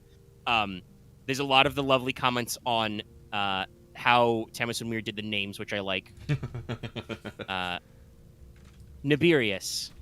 Turn, as in, I hope Nibirius turns into a bat and flies away. Like, obviously, the notes are written from Tamsin Muir's perspective, but they feel very Gideon-like. They do. Yeah. But also, it includes, for instance, a very telling one, which is the second's intelligence files on everybody, because you figure out that, like, Judith was not truly the heir apparent to the second house. She was just the officer they decided was best to send on this weird thing. So she's got all these intel files on these guys. And that's like gets at you everybody's ages, their history, etc. Magnus, for instance, is at one point called a schoolboy cavalier. He is literally only the cavalier primary because he is married to Abigail. Like, he doesn't have any of the classical training and expertise and, whatever. You find out that, like, the reason why the Fourth has such a big family is because it's all through, like, cloning and stuff. Isaac's father was dead before he was even, like, conceived, technically. A decent pick apart of, like, the different twins and stuff. so I guess it's because of the secret about the necromancy thing, but like everybody fucking believes Corona Beth wears the big boy pants in the relationship. Even though when push comes to shove, she's usually the one to crack. Though she does have some great moments in Nona. No, Corona Beth is still cracked. She wants most she wants most what people who don't want her. It's very sad. Yeah. Well, and I love this commentary on how fucked up their relationship is at one point, because Nona's like reading Ianthe's body language and is like, "Hey, is that Crown's boyfriend?" And Palamedes is like, "No, that's her sister, but I don't blame you for getting it confused." Mm-hmm.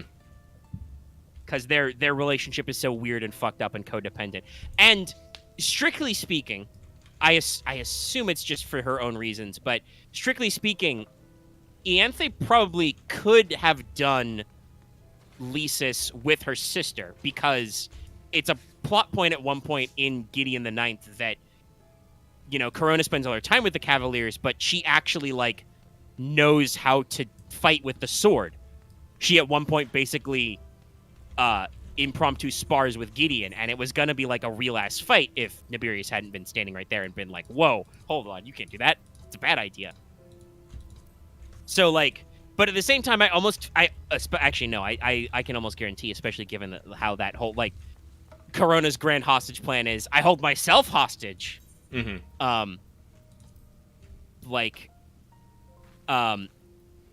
I assume that Ianthe just couldn't bear to eat her sister. Even though that's like Corona is fucking reduced to tears, being like, "Why didn't you pick me to bond with forever?" Mm-hmm. Like they have this weird, fucked up, codependent relationship they can't really get over. And I will be interested in seeing if, like, again, like, there is a lot of plot stuff happens in Alecto. It's phrased as hell will break loose in Alecto the Ninth. I wonder if that's what's happening and why, because we get this, we kind of get this in the back half, but apparently, I think maybe hell is broken a little bit. It's probably Augustine's fault. Probably. Fucking around. Probably. But yeah, we are shown, not just told, in Gideon the Ninth that there's some freaky deaky shit out there. Column gets possessed by something, and it's very bad. Very bad. And from the descriptions given in Nona, we can be pretty sure that that was demons or devils, whatever those are. From the other side of the river, from hell.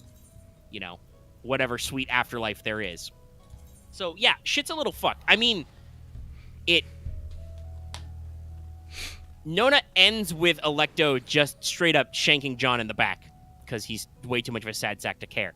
I believe it has been discussed that if he is dead, Dominicus like explodes or something, turns off. I don't know. It's bad. I mean, that's like one of the first things he ate.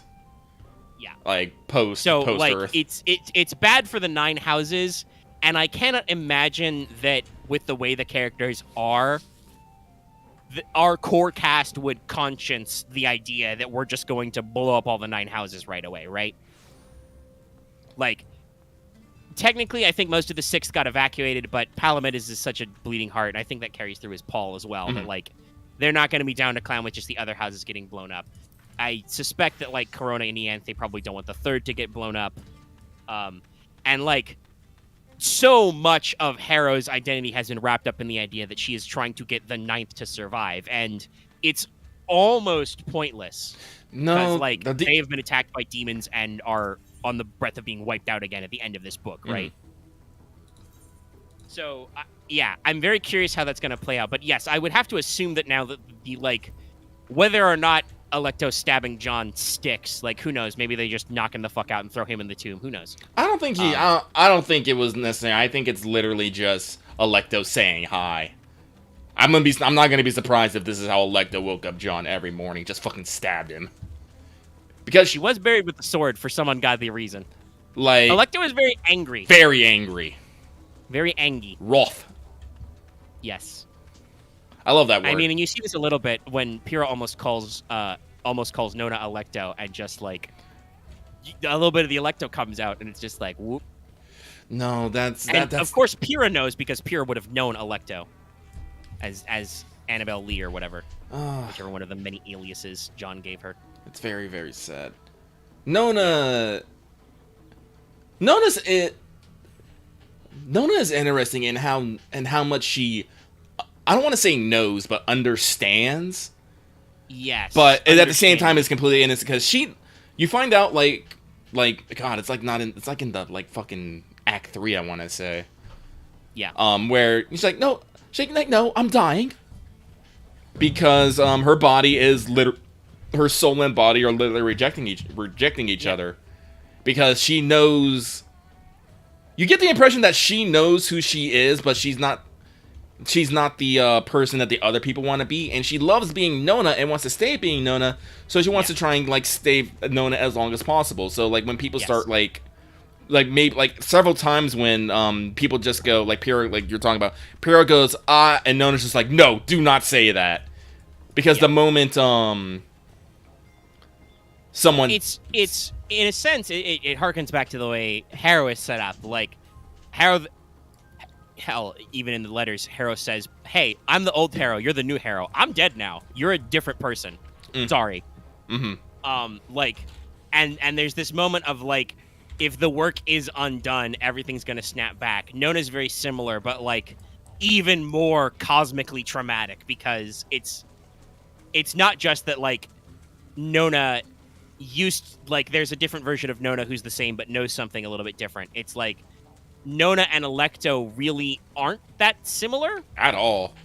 And I'm very curious if in Alecto we will explore like how Nona came to be Nona, if it was Alecto's soul as kind of the origin point or part of it, whatever. Like, was Nona created just because it was the overlap in like it was Alecto piloting Harrow's body, or what? Because we talked about this. Nona's not very Harrow-like either. Harrow is a neurotic mess. Gideon's a sarcastic mess, and Alecto is an angry mess. No, They're gonna make a great threesome one day. I mean, I'm pretty sure that's the way we're heading. Something like that. I mean, I'm on the one hand, I'm very glad that even though she is a revenant, that Chironia exists, because, like, admittedly, again, with the way Moira Quirk reads Harrow, you still get your Gideon in, because she puts the Gideon into some of the line reads, like when Harrow kisses Ianthe, and she's like, I mean, how could she predict it? What the fuck? You know, like, really Gideon's up the lines. It's not the same as when you get to those great moments in those last couple chapters when it's first person, hello, I am Gideon, I am driving Harrow, and I am here to kick ass and take names. And I'm all out of ass. And, like, it's so sad to have Chironia in the story and her to be so Gideon-esque, but also, like, clearly not having the most Gideon of times because of her deep existential depression that Harrow appears to be gone. Gone, you know. Ugh. And, like, so, like, the fact that, like, ostensibly on some level they are separated is good, because hopefully Harrow won't feel compelled to shenanigans herself, you know, anymore. Like, honestly, the person I think I miss most from the book is the fact that there is no Harrow.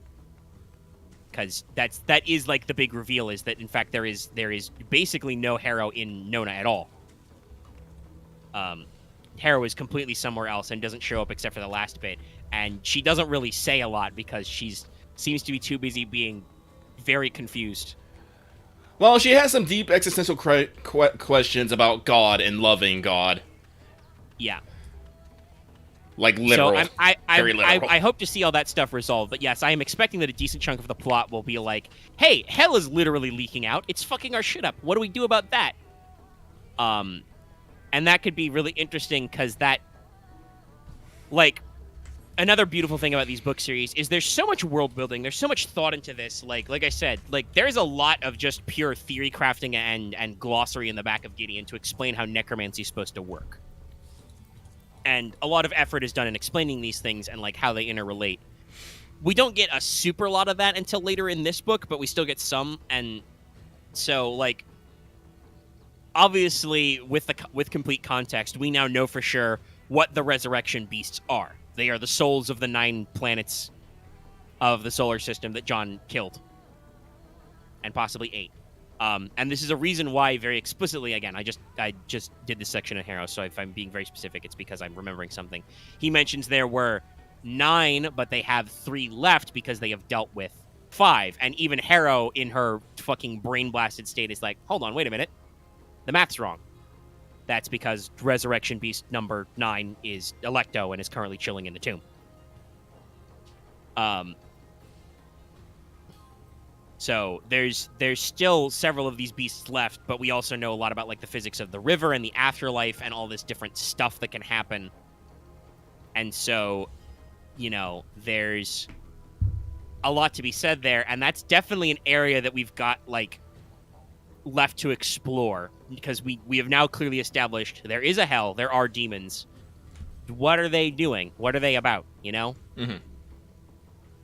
Because there's a lot of like coming together and like agreements and stuff. I love like the Blood of Eden are so devoted to OPSEC, they literally don't know what they're doing. They are completely Like, compartmentalized, and it's yes. very, very dumb. Yes. Like, it reaches a point where they're so compartmentalized, even though they are... Like, they're not completely alone on the planet they're on. I don't remember the name of it, but, like... because there are actually, like, remnants of the 6th and some captured cohort guys and stuff there. But, like, they're in such a position that it's mostly, like, refugees, and then everybody who is from the 9 houses is, like, ostensibly captured, that they still can't share enough information, just in case, I guess. Like, the Angel fucking calls a hit on Nona before, what was, God, the Blood of Eden names are so crazy. What the fuck is her name? Which one? It's We something. We Suffer? We Suffer, right. I'm like, it starts with an S. We Suffer. Like, and at one point, We Suffer has to be like, what are you doing? No, this is a completely different operation. We're doing things here, okay? That leads up to one of Nona's tantrums. It's very scary. It's very scary. Jesus. At one point, she can't get one of her...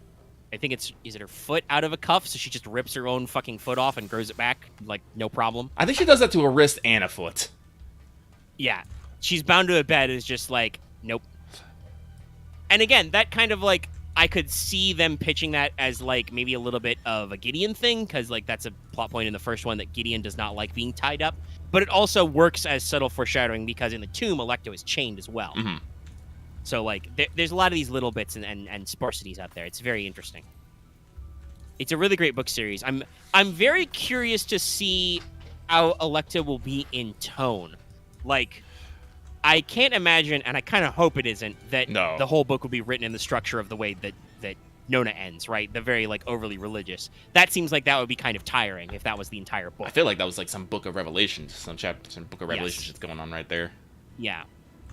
Like... But all of these stories have, like, wildly different, you know, genres and tones and stuff. The first book is a very explicit, you know, space fantasy that is all mixed up in, like... I would say that's very much YA-type drama. Like, you know, Gideon's problems are, like, the one person who is, like, the only, you know, human being her age group is her horrible nemesis, but also kind of like her sister, but also they're, like, really gay together. It's very complex. Actually, Thomas Murray was actually talking about how that frustrated her a little bit, and how a lot of people took Gideon and Harrow's relationship more as sisterly than romantically, and she had to be straight out like, no, this is very fucking gay. Yeah. Well, I mean, you can see the signs. It's because their relationship is so fraught. Yeah. And I think that's why some of the way Harrow is written the way it is, but, like, it's... Gideon and Harrow's interpersonal relationship is very chaste, almost. Like, listen, they have a... Gideon is freaked the fuck out to see Harrow's naked face. I'm about to say, I think that is something I find interesting, is sex is very much kind of a taboo thing in this world. Like... Yeah. Seeing people naked and seeing people maybe mash their bodies together seems to freak everybody the fuck out. Yeah, I think it has to do with, like, the way that, like, they're so sci-fi, like, depending on the way the houses are set up. For instance, this is brought up in Diary of Dr. Sex, but the sixth, because they live in a literal hole in the ground on a hot planet, and are like very self-contained. They have consanguinity tables and they keep track of everything. Camilla is actually Palamides' second cousin. Oh wow. Yeah. But he has a lot of second cousins. He at one point says, "Camilla, you are my favorite second cousin. You are my best second cousin, despite that being a wide field." But at one point, Camilla's narration mentions. Yes. By the way, Thomas Amir was formerly Catholic. Yeah. So makes sense. Yeah. There's some baggage there. That scans. But at one point, Camilla's narration mentions that there are, I think it was said that there are like 6 people that she is genetically compatible with in her generation, and for Palamides there are like 4. The way they set up their Cavalier training is they have different divisions. So you have the division for the Alexandrites, who are pretty and good. Palamides jokes that he's going to lose Camilla to the Alexandrites because he is a giant nerd. There is, I don't remember their name, but there is the group of Cavaliers who are just good, and then there's a group of Cavaliers who are just pretty. And they are literally just sent out under the cohort to go to off-planet postings and get laid with other houses, basically, to diversify their gene pool. Wow. Like, that's how bad off the 6th house is. It does not shock me, having read that they end up, like, rebelling on Palamides Sextus's orders. Also, by the way, in case you didn't pick that up, that's in the notes, like I said, the intelligence report notes. Sextus is actually the head of his house. Yes. He's been the head of his house since he was like 15. He is in charge because, of course, the 6th are such nerds. They pick their leaders through exams. So, yeah, it's a whole thing. I mean, they have different... They talk about the oversight body. So they have a very complex system of governance. But, like, there are times when the books get a little hot and heavy. Great effort is made to talk about how, like, Pyrrha can sexy her way out of any of her problems, basically. Well, like I said, they put sexual tension in there. Like, they're talking about how the scene between Harrow and Anthe, where Hera regrew Anthe's arm, was very sexually charged. Yes. And, you know, even before that, their initial interaction is Harrow's littered to herself is like, yo, Harrow, you have to check Anthe's jaw and tongue just in case. And Harrow is like, okay, what can I do? Fuck it. We'll just, you know... we'll make out. We'll figure it out. And the narration is just, that's like, this is so bamboozling to her that, you know... Honestly, actually, she won't figure it out. I don't think it matters what, like, the sexual, like, identity of Thomas Amir is. Because she literally pitched this first book as lesbian necromancers in space. Yeah. And is sticking to it. Is the famous quote yeah. That Strauss did.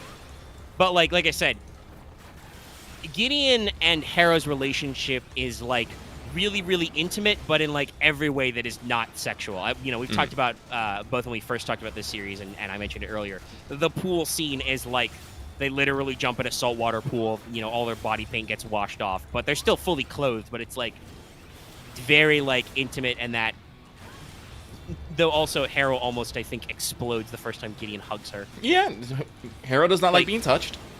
Yeah. At all. As I said, Harrow has a lot of terrifying neurotical problems you don't even get into until Harrow the Ninth. Like, obviously, Gideon thinks her own thoughts about Harrow, but fails to, even after they have a heart-to-heart, fails to grasp just, like, how fucked up Harrow is. Because Harrow doesn't give her the full context of everything. I suspect because if she did, Gideon probably would have been like, okay, we need to go back home, and I know your parents are just, you know, corpses, but I'm gonna go kick their asses again. And probably push trucks down the stairs. So he can say, ow, oof, my bones. Yet another meme, by the way, but that's in there. Oh yeah, that's right. And then it's so tragic. Even Gideon says after stabbing Crux, he's just like, that didn't feel good. Why did that feel good? I thought that would be great for the longest time, and it's just not. It's because even as he dies, Crux is a petty asshole. He's a fucking little shit.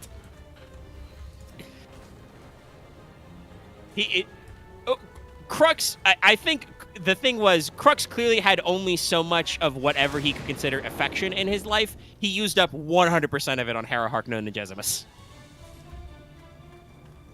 That is where 100% of his not being a huge douche energy went. He had none left for anybody else. Like, even though, like, Aiglamene doesn't really know how to be, like, touchy-feely with Gideon, they clearly have, like, a relationship there, and there's some effort to, like, show affection in their own way. God damn it, I fucked up. Okay. Good job, me. But yeah, no, like, it's... there is plenty of sexy tension, and, like, talking about, like, Gideon. Gideon is, like, outrageously gay. You know, Frontline Titties of the Fifth, eating all the eye candy. It's not a real publication. Sorry, just... Yeah. I'm just thinking about So some of great. the jokes. Yeah, there's so much there. You're right, I'm sorry, that's not a real publication.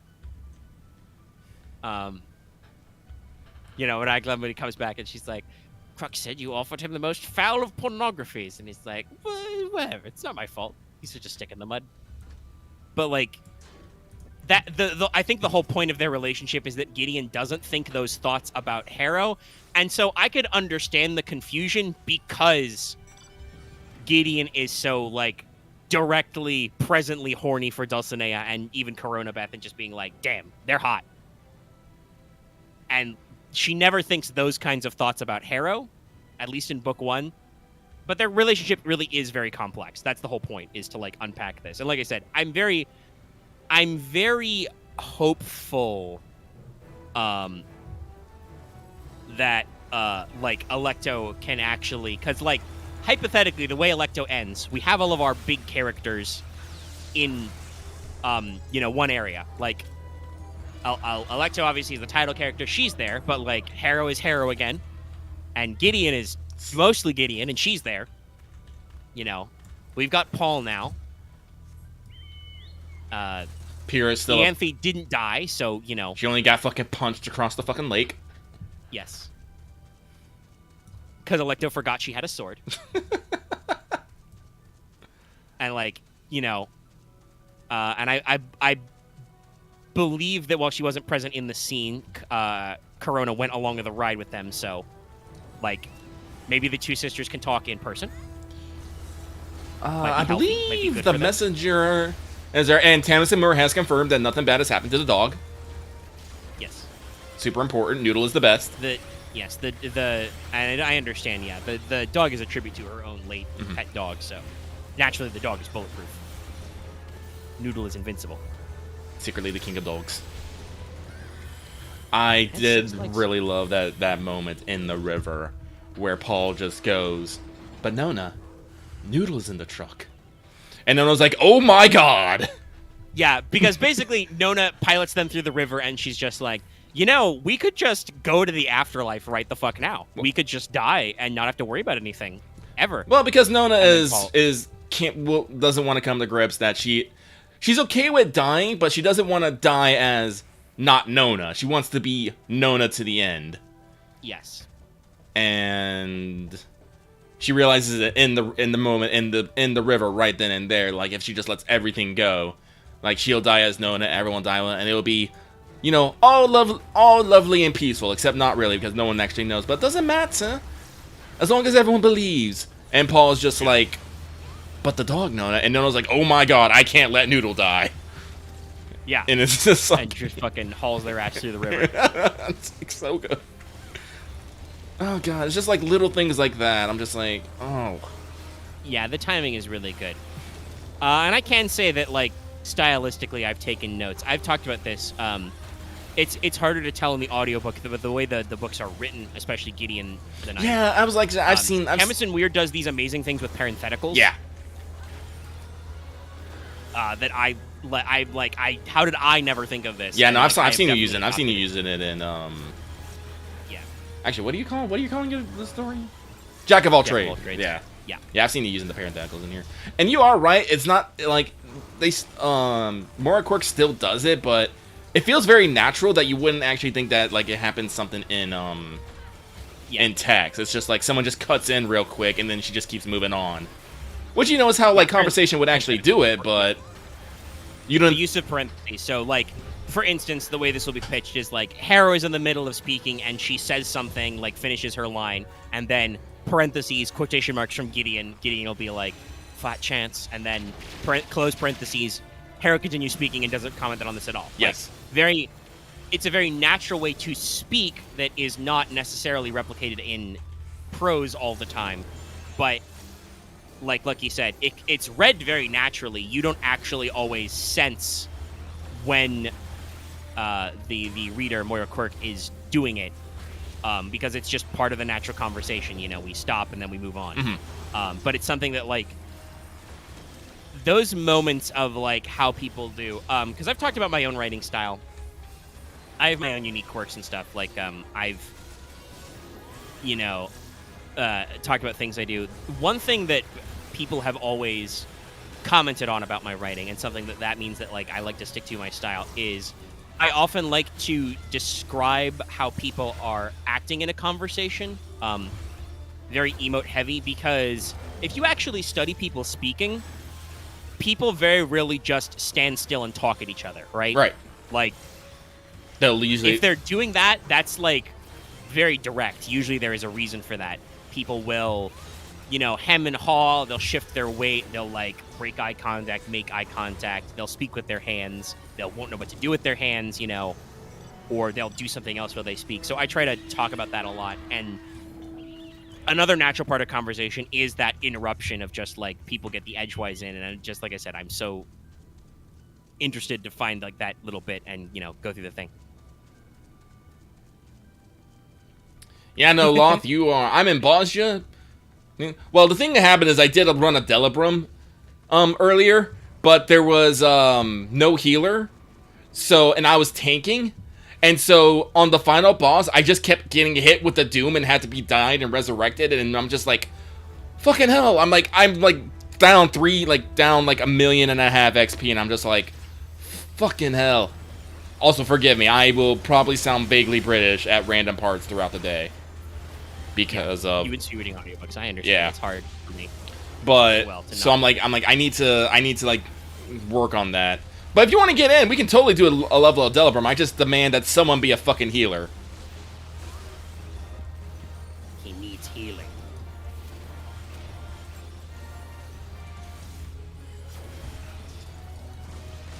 But yeah, like the books are really good. I think I talked about this when we talked about the first series. Like the tone and the meaniness in something is something very similar to, like, the way I've approached some of my own writing, just because I think a lot of us who have grown up in this, like, early internet generation is just, there is a certain amount of that kind of, like, rapid fire references or pun type humor that is just part of the internet humor ethos.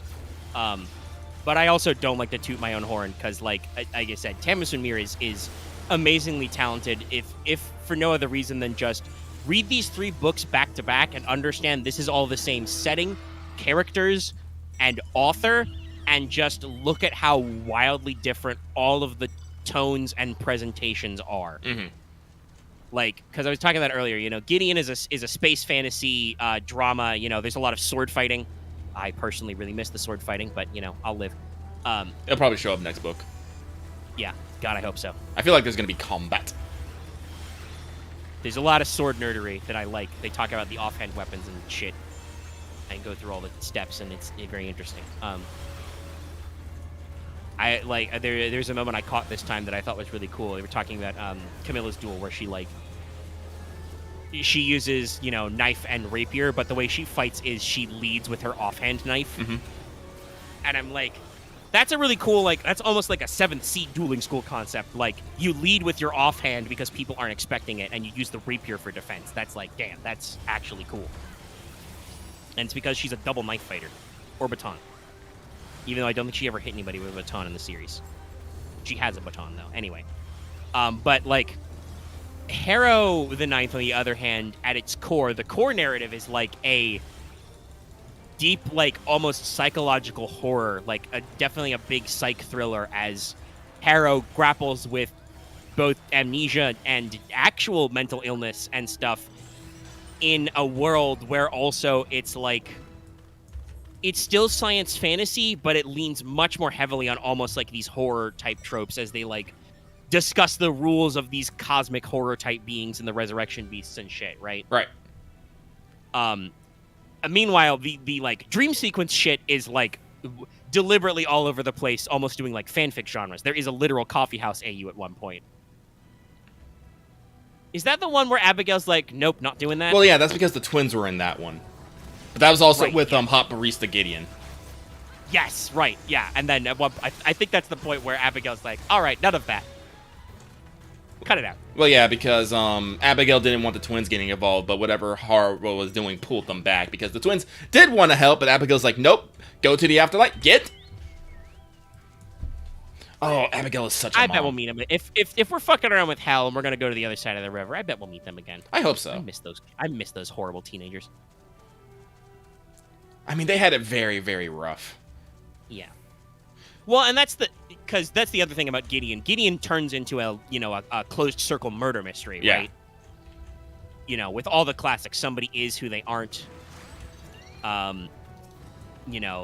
Somebody's pretending, and there's lots of twists and stuff. The people you think are the killer aren't the killer.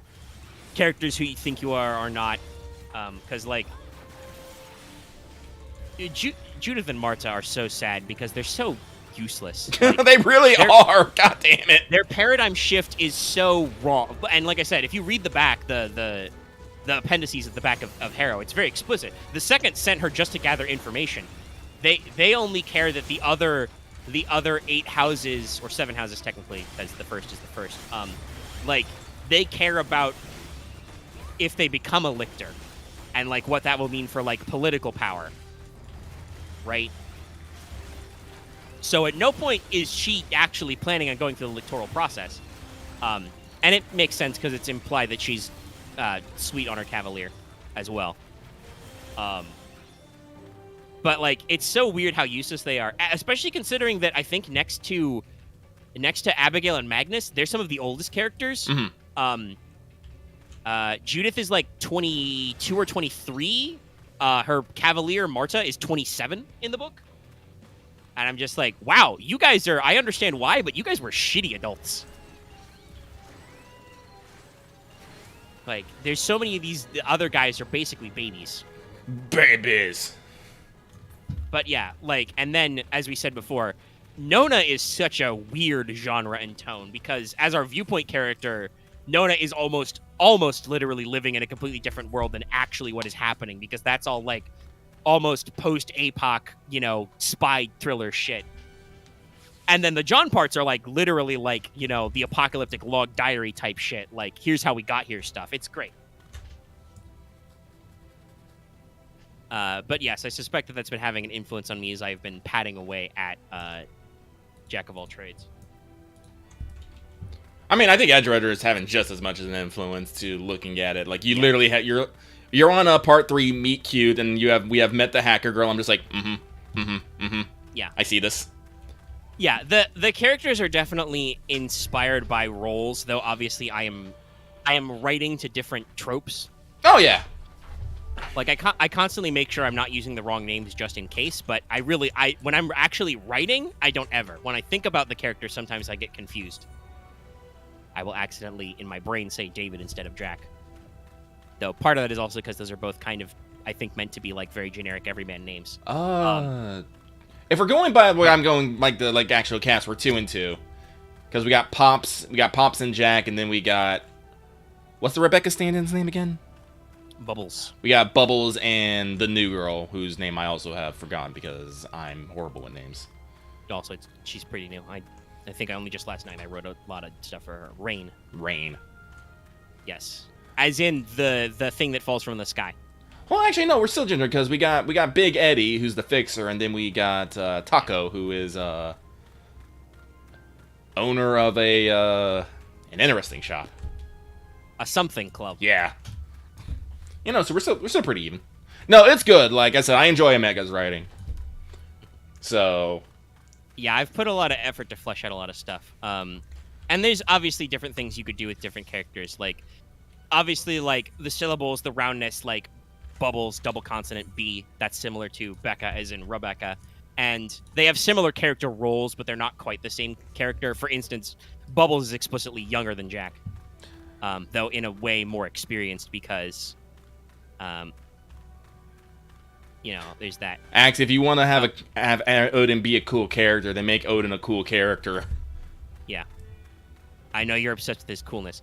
I mean, I will explicitly say there are some threads of stuff that is related to your character's backstories and information you, the players, have fed me, because obviously this whole universe is kind of built collaboratively. Yeah. For instance, it's straight up stated he used to do for Cross Nexus. He was in a role similar to Odin. He was talk about being a law dog. He was security and asset recovery, which is why he knows the things he knows. Though like I said, his character role is much more akin to hunter than soldier. A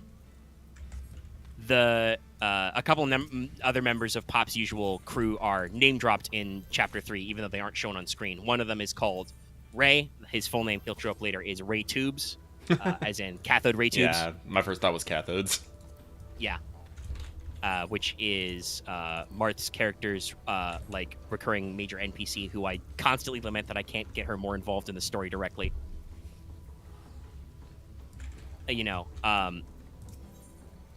Stuff like that. Rain has her own complex backstory elements that will become more clear later. Yay! I do like Jack, because Jack is just kind of a blank slate. Yeah. That makes him, like I said, I was influenced by kind of the role David plays in Edge Runner, but I wanted to do a kind of a different motivation. Because a lot of the writing, like obviously in Edge Runner and a lot of classic Cyberpunk, and even in 2077 as well, a lot of it is about this, like, the point is almost like to showcase, like, hey, this world is like, it's cool, but also it's really dangerous and fucked up, and I don't have this one. It eats up good people and spits them out, kind of shit, right? Right. Our tone for Singularity War is not quite that. I think I've been working out how to phrase it in like the way Genesis likes you to phrase like tones and settings and tropes and stuff. The idea for the way we've talked about the Singularity War is it's really meant to be a near future setting. Like obviously we have a lot of cyberpunk tropes as well, but a lot of the idea is like, if you just keep your head down and keep your nose clean, you will be fine. Yeah. You will be able to eat. You'll be able to have a place to live. You can afford some level of entertainment because the corpos want you to buy shit, But that's a very, very boring life. Yes. It's a very direct 9-to-5 life, and it's not cut out for some people. And actually, I can say that's kind of what Rain's character is supposed to be like. Her big, like, talking about why she got into this.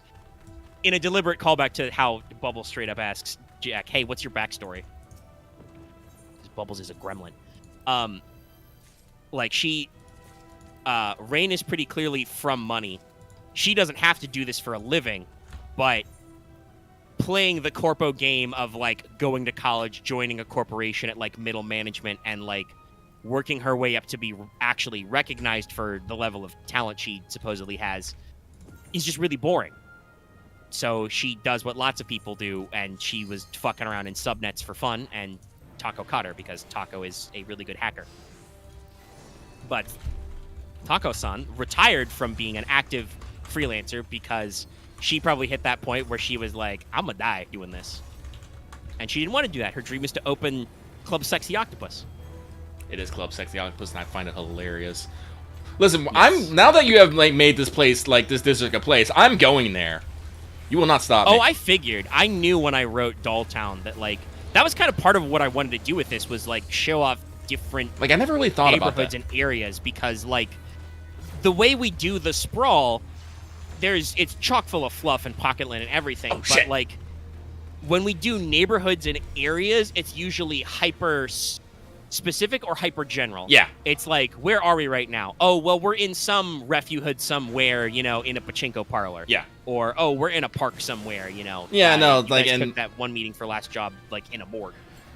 And like, yeah, no, when you mentioned Dolltown, I was like, oh yeah, there probably are just like districts that have names and places and specific themes. Like I never I knew we as in our setting we have relax on the sex stuff, but I never thought of actual like places about it. And I was like, oh yeah, no, Dolltown would be a great place to go when you want to find something weird or unusual or something like that, And I was like, oh shit, I'd totally go there. Yeah, because we talked about this. The way Dolltown is described is it's a pleasure district. Yep. It's a red light type district. It's very heavily influenced on Kabukicho. Yep. Obviously.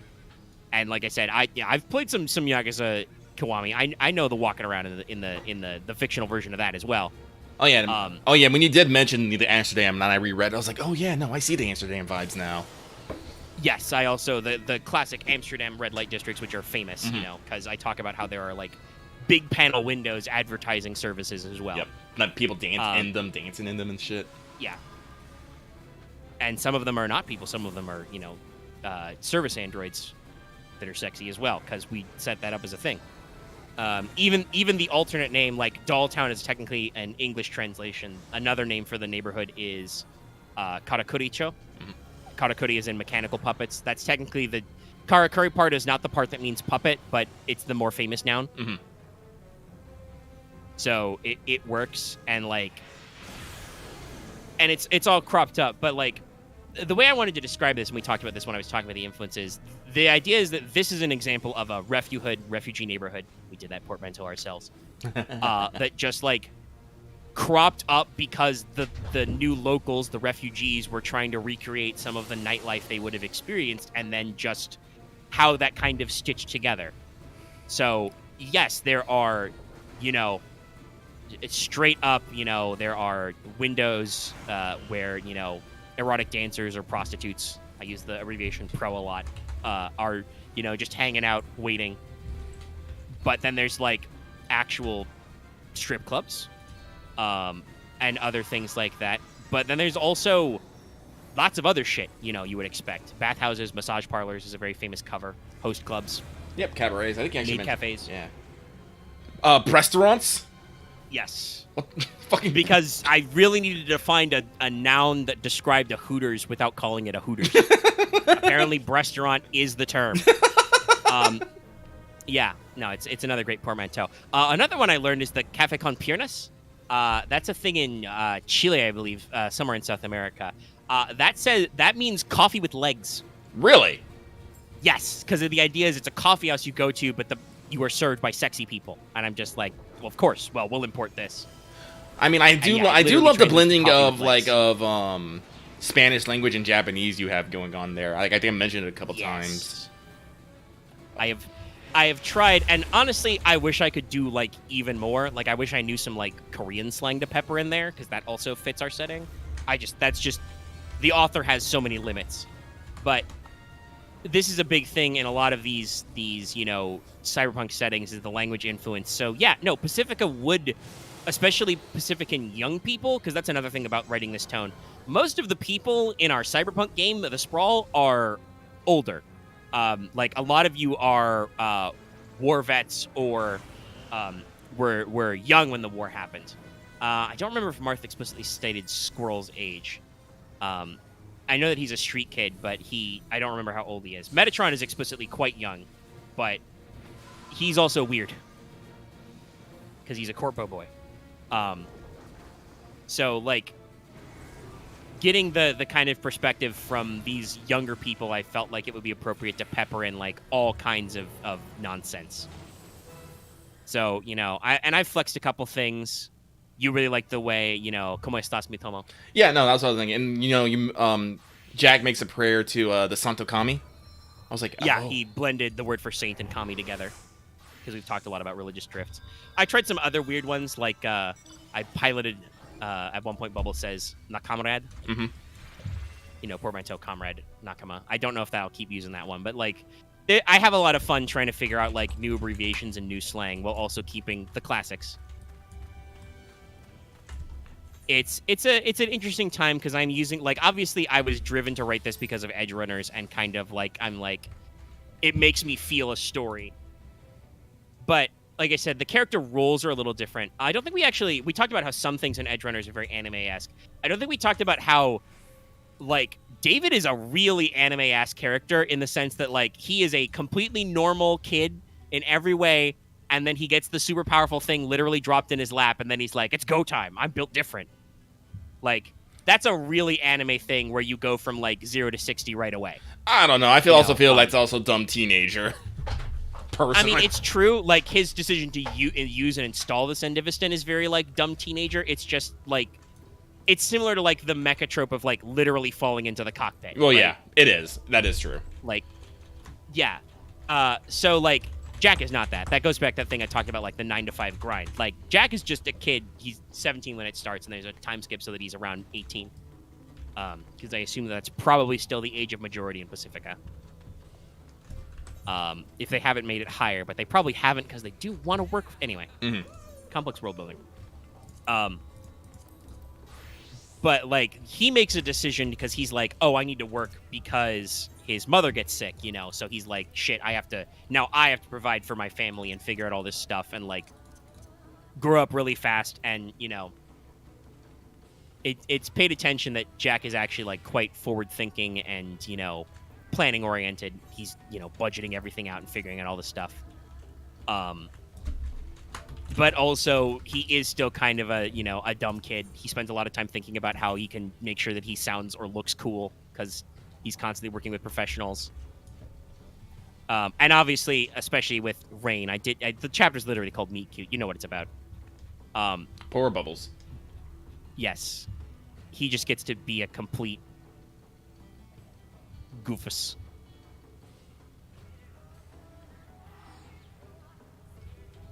Bubbles has her own things. But I'm hoping that, you know, we're reading all the characters as well and going through all this stuff. Like, I try to make everybody really illustrative and feel like they fit in the world. Like, kind of these interesting approaches. Like, Taco's kind of interesting because obviously she's tech savvy. You know, Pop mentions that she used to be his crew's hacker and run with her and stuff like that. But she retired and got a lot of unique stuff going on. All right, I found where I left off. I'll read that later. You know, she has a theme. Obviously, it is indeed taco, as in the Japanese word for octopus. I mean, she has a theme. Yeah, she does have a theme visually too. Yes, she has that. She wears her hair a certain way, but her hair is also chrome, so it, you know, she can do whatever she likes with it. Wearing her clothes very ordered in style. Yes. But also it's pragmatic. Like, at first you think it's just part of the look, and then you realize she has robo-tentacles bolted to her shoulder blades, so... It's like, oh yeah, no, putting clothes on your shoulders would be very, very awkward. Yeah. So it is part of her aesthetic, but also it's very practical. That sounds like Taco. You know, yes. Flashy, but practical. Yes. And Pop talks her up as, like, she's the kind of person who'd be like, everything has context, you know? No man is an island type shit. So like everything is like in context. That should be a good number. So yeah, there's a lot of stuff going on there. And everybody has their roles, even if they don't fit strictly into, like I said, the way the sprawl would work. Like I said, Pop technically has a custom weapon. His wife number 3, his lever action shotgun. I don't really know what role Bubbles would be in the sprawl. I think she's the killer. She just doesn't have custom weapons right now. But also, explicitly, it would be the area of expertise under Techie, the pyrotechnician, which, by the way, mechanically, because I've been reading over sprawl rules, because we're probably going to do that this Sunday. Assuming that I have not been hurricaned yet. Let me actually check the National Hurricane Center. Uh-oh, I'm getting some lag here. Hang on. Uh-oh.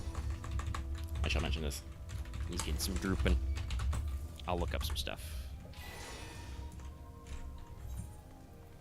Oh, that whole thing is an image? Well, give me the warning cone. Okay. Okay, we're cruising. All right. So, Ian will not be in the region of Florida till probably Tuesday or Wednesday. Okay. So, yes, if everybody shows up and is ready to go, we should be doing the sprawl.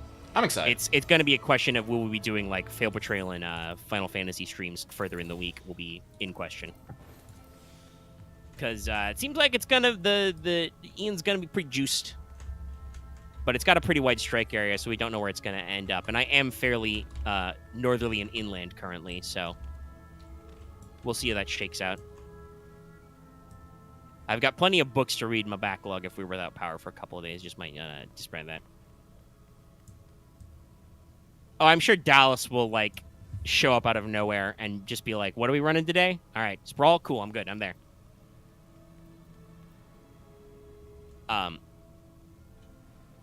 But, yeah.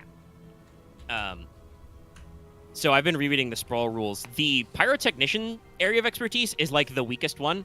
All it does is you ignore the dangerous tag on explosives. That's literally all it does. I feel like if you take that, you are very clearly taking additional areas of expertise.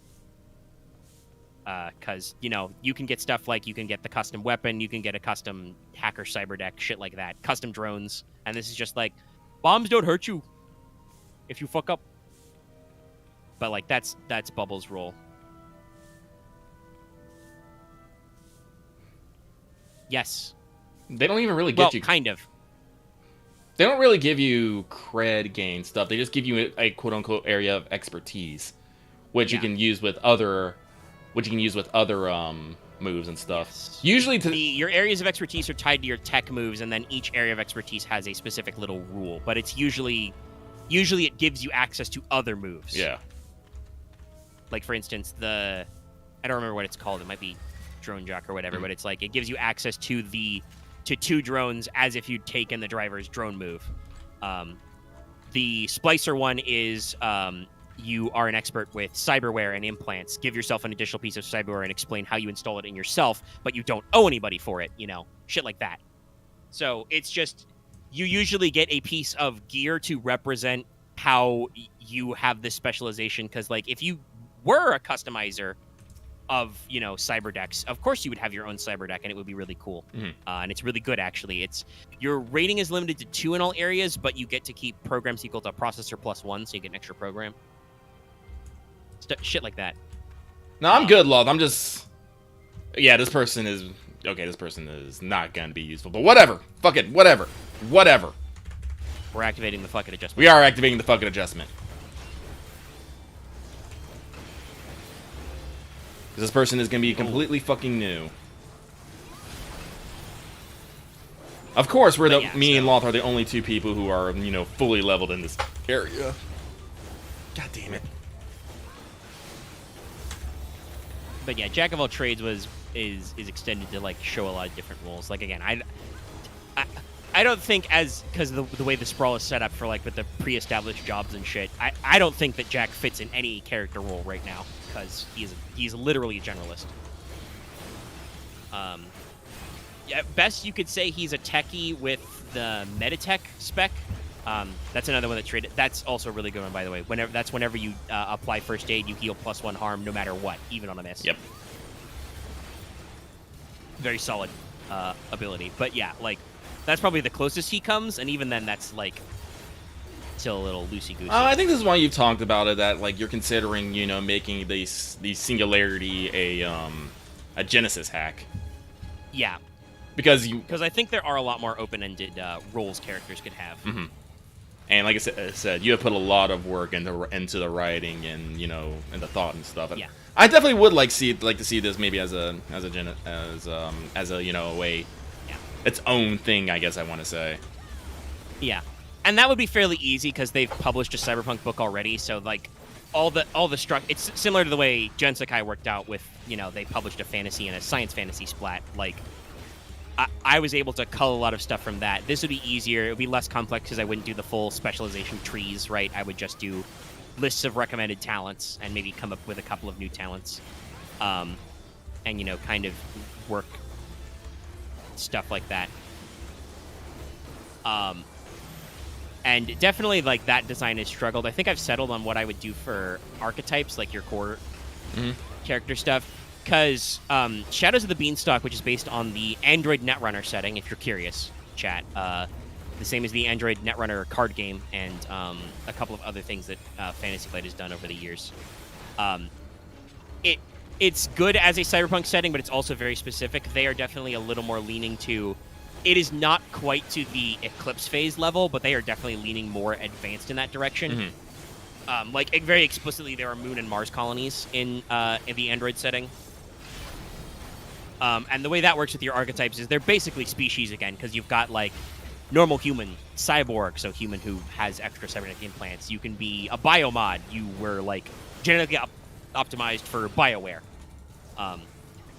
Something that, for mechanical reasons, will probably come up in a Singularity War like standalone hack, but does not come up in the Sprawl at all because that's very classically Cyberpunk. You could adopt some BioWare stuff, but it would probably require some drift.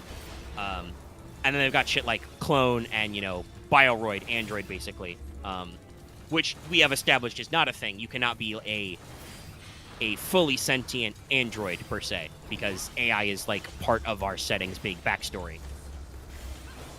At first I thought about doing something generational, like where you were born relative to the Singularity War and the collapse. Mm-hmm.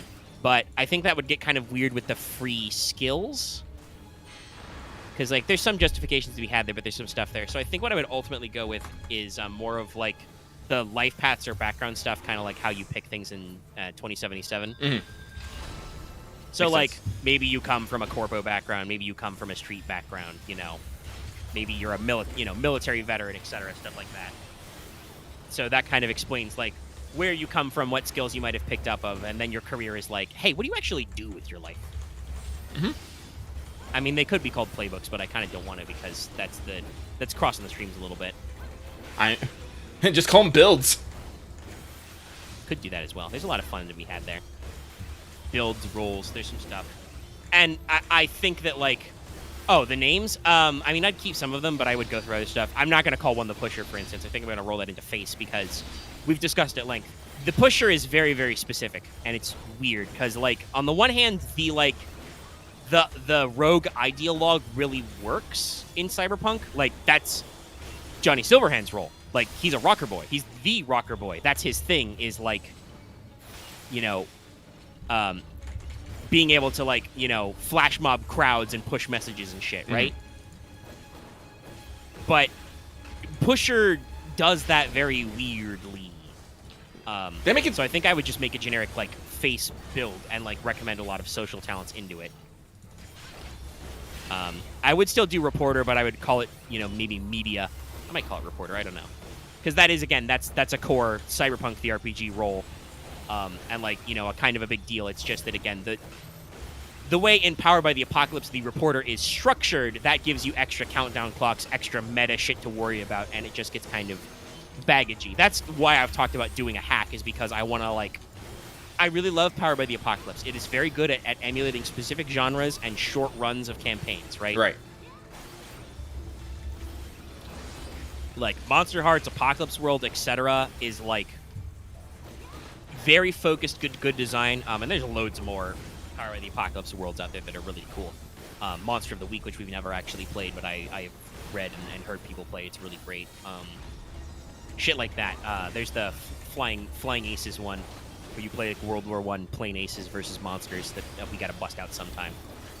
Flying Circus, I think the name was. Like, shit like that is all really cool. But it's very specific. And so characters are modeled around very specific tropes, so you have to be careful. Like, Monster Hearts, I think, was one of the first games to be very, very explicit about this. Yeah. Where they're like, hey, so these are monster movie archetypes, but also these are character archetypes, Like... Yeah, no, like... Being the Chosen, like... Because I remember us playing Being the Chosen, and I was like, that was a very strange experience. Yeah. Because, like, you're literally the Chosen One, and, like, there is a meta-narrative about how you're the Chosen One, and, like, literally you throw strings to evil forces that you as the player don't know about, but thus the GM has to create. Yeah. It alters the narrative structure. And that's, I think, the problem with the Pusher and the Reporter is they add these, like, weird-ass layers to everything, and it's... Yeah. And, And, like, if you know that going in, like, if somebody says, I really want to play a Reporter, and your MC is like, okay, I can figure out, what is it? The story clock, Yeah. right? Like, when you know that going in and you're ready to roll, you do, but, like, Dallas ran into this problem when he was the Pusher. Like, he wanted to do those kinds of, like, things that, he had his, like, spirituality built up and stuff, and do face stuff with also a little bit of hacking. But, like, he didn't want to start as the Fixer because he was trying to, like, do a different character thing, and then ultimately realized, like, wow, it's really hard to do the Pusher thing without constantly making everything about this thing I'm about as the pusher, and that's not really how I want to play this character. Yeah. And because he was right. That is how you have to play that character. Is you have to constantly be about your vision thing. Otherwise, you're not doing half your moves. Whereas, funnily enough, being a fixer, the game just orders Dallas to roll dice and fuck it up and create fixer problems. We'll have to see how that one starts when we actually play on Sunday. I'm excited. Yeah. Oh, Omega. But yeah, so I've been thinking a lot about these structures. What's up? I meant to ask you this. Do you mind if I change a move? Yeah, what's up? I was like... we have so long gaps between stuff. Yeah. Like, you asked about your custom weapon earlier. I'm just like, nah, it's fine. We have so long between sessions if you guys want to retextualize Because, stuff. like, because I thought about it, because I do like Serious Badass. Like, I am just literally... Like, I do the thing where, Serious Badass is where I can just walk into a charge situation, gain, hold, and spend it to literally make people fucking, you know, become deer in the headlights. I'm like, okay, this is cool, but it requires style, and I don't have good style. And I'd rather just get hard, which just makes me takes away even more from my arm rolls. I'm like, yes, I like not getting hurt. So I just want to change out Serious Badass to hard. Yeah, that's fine. Like I did use it. I did use it way. once in the last thing, but I don't think it's gonna change that much. No. And I feel like it certainly fits what Claymore's thing is just being the juggernaut. Mm-hmm. That's what Claymore does. Yep. But yeah, and then I also did change my custom weapon because I did realize this. It's like, man, I really do just like fucking bolt action rifles and a fucking semi-automatic DMRs. I'm like, man, this is my aesthetic. Like I've been gushing over the Arasaka Type 99 for like the past couple weeks now. I was like check out this rifle. I was like, fuck it, I'll just let's just switch it over. And Omega will be happy because now I just don't have a fully automatic armor piercing fucking shotgun that mows down everything. Yeah. I mean, I could probably murdered a lot of stuff. Yeah.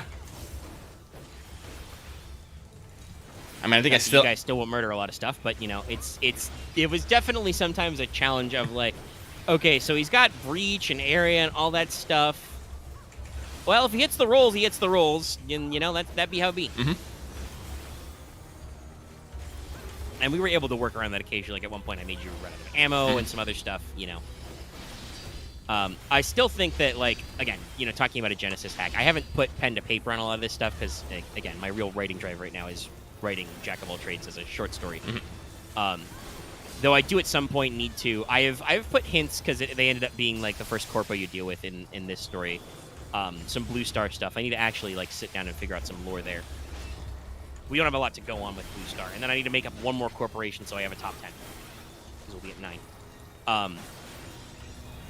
But like I've been thinking about structurally how I would handle a hack. Like for an armory, I think I would do like what the Sprawl does and just be like. And Star Wars started this way as well. Just be like a fairly generic, like, assault rifle, pistol, big pistol. And then put in, like, example brand names like we do in the Sprawl anyway, you know, just because naming things is cool.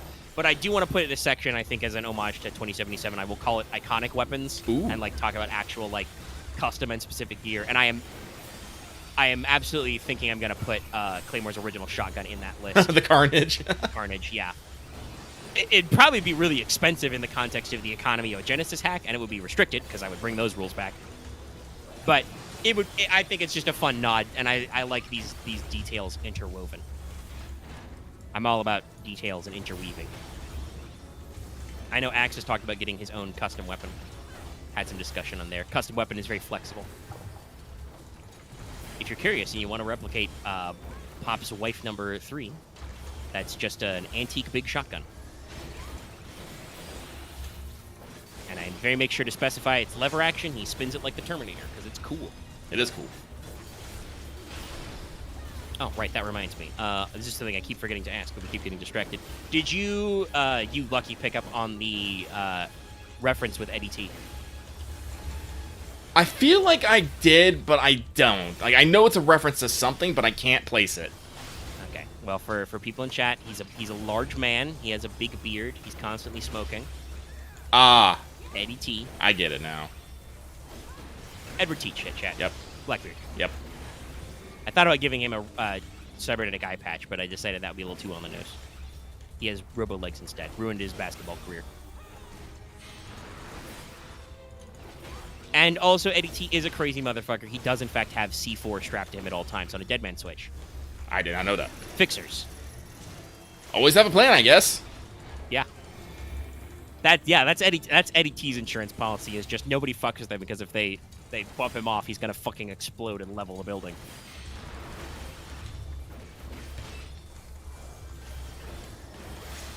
Crazy.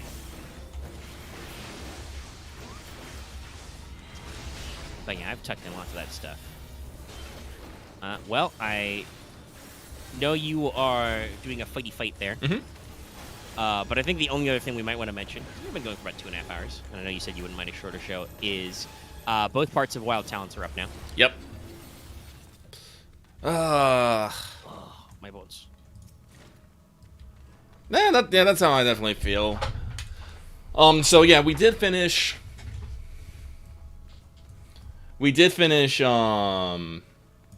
Childhood's End. Ow, pain, Pecco.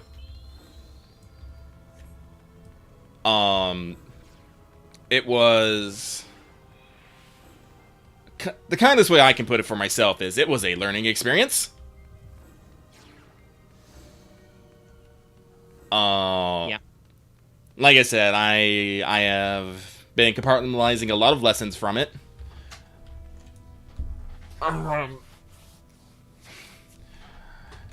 And you guys have gone on to say that, you thought it was very good, it was very nice, and I'm just,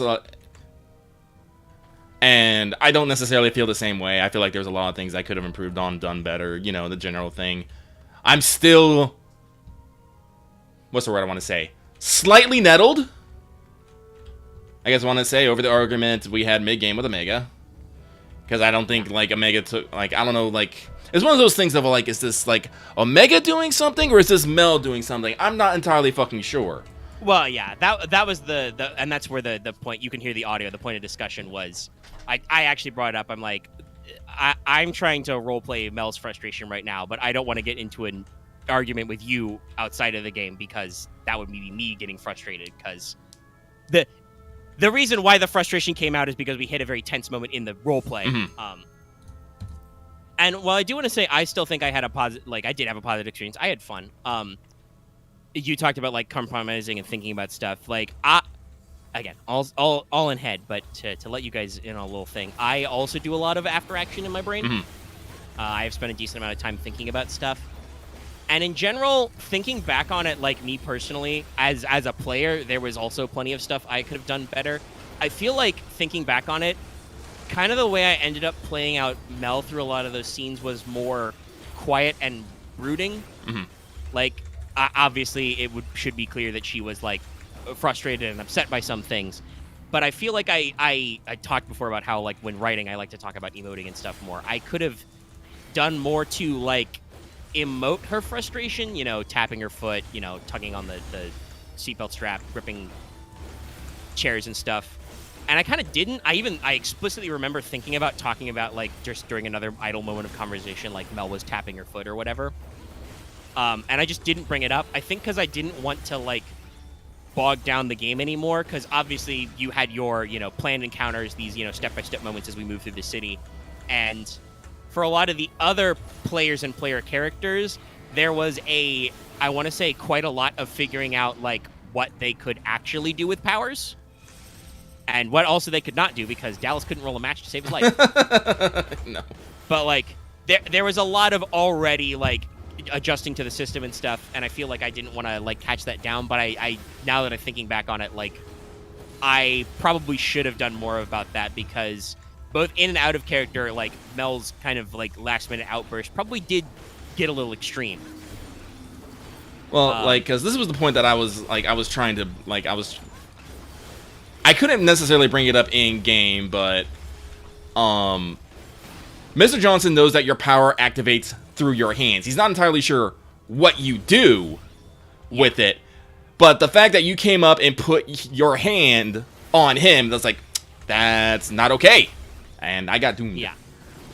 And that's why he was yeah, and I mentioned her hand is cold. I think I want to make that canon that her hands are cold now or something. So it was one of the things of Mr. Johnson knows that Mel is frustrated, but the fact that he doesn't know how her powers are, how her power works, or anything, her having her hand on him is a very bad thing. And that's why he said, like, tried to take his hand. I was like, none of that, Missy. And then we went from there. I'm just like, ugh. And that was the thing I was trying to think about. I was like, could I have done that in a better way? Because I know that Mel technically wasn't in the wrong, but Mr. Johnson wasn't also in the wrong either. No, and like, you asked me straight up, like, did you mean that as a threat? And like, this is another thing. Obviously, you guys can't tell because it's all internal. I spend a lot of time thinking about what Mel is going to say and how she says it. Mm-hmm. This is also probably why I was a little quiet. Because, like, obviously, we're all teenagers. There are some times when you just have to say the thought that's in your head, mm-hmm. right? Because that fits the teenage recklessness. But, like, I usually try to put a little thought. And Mel phrased her initial comment to Mr. Johnson very deliberately on my part, where she says, I will be unhappy. Because, as I said at the time in the session, Mel doesn't know what the fuck she means by that. Mm-hmm. Like, she could have meant, like, I'm going to have a nervous breakdown, or I'm going to kill you, or whatever.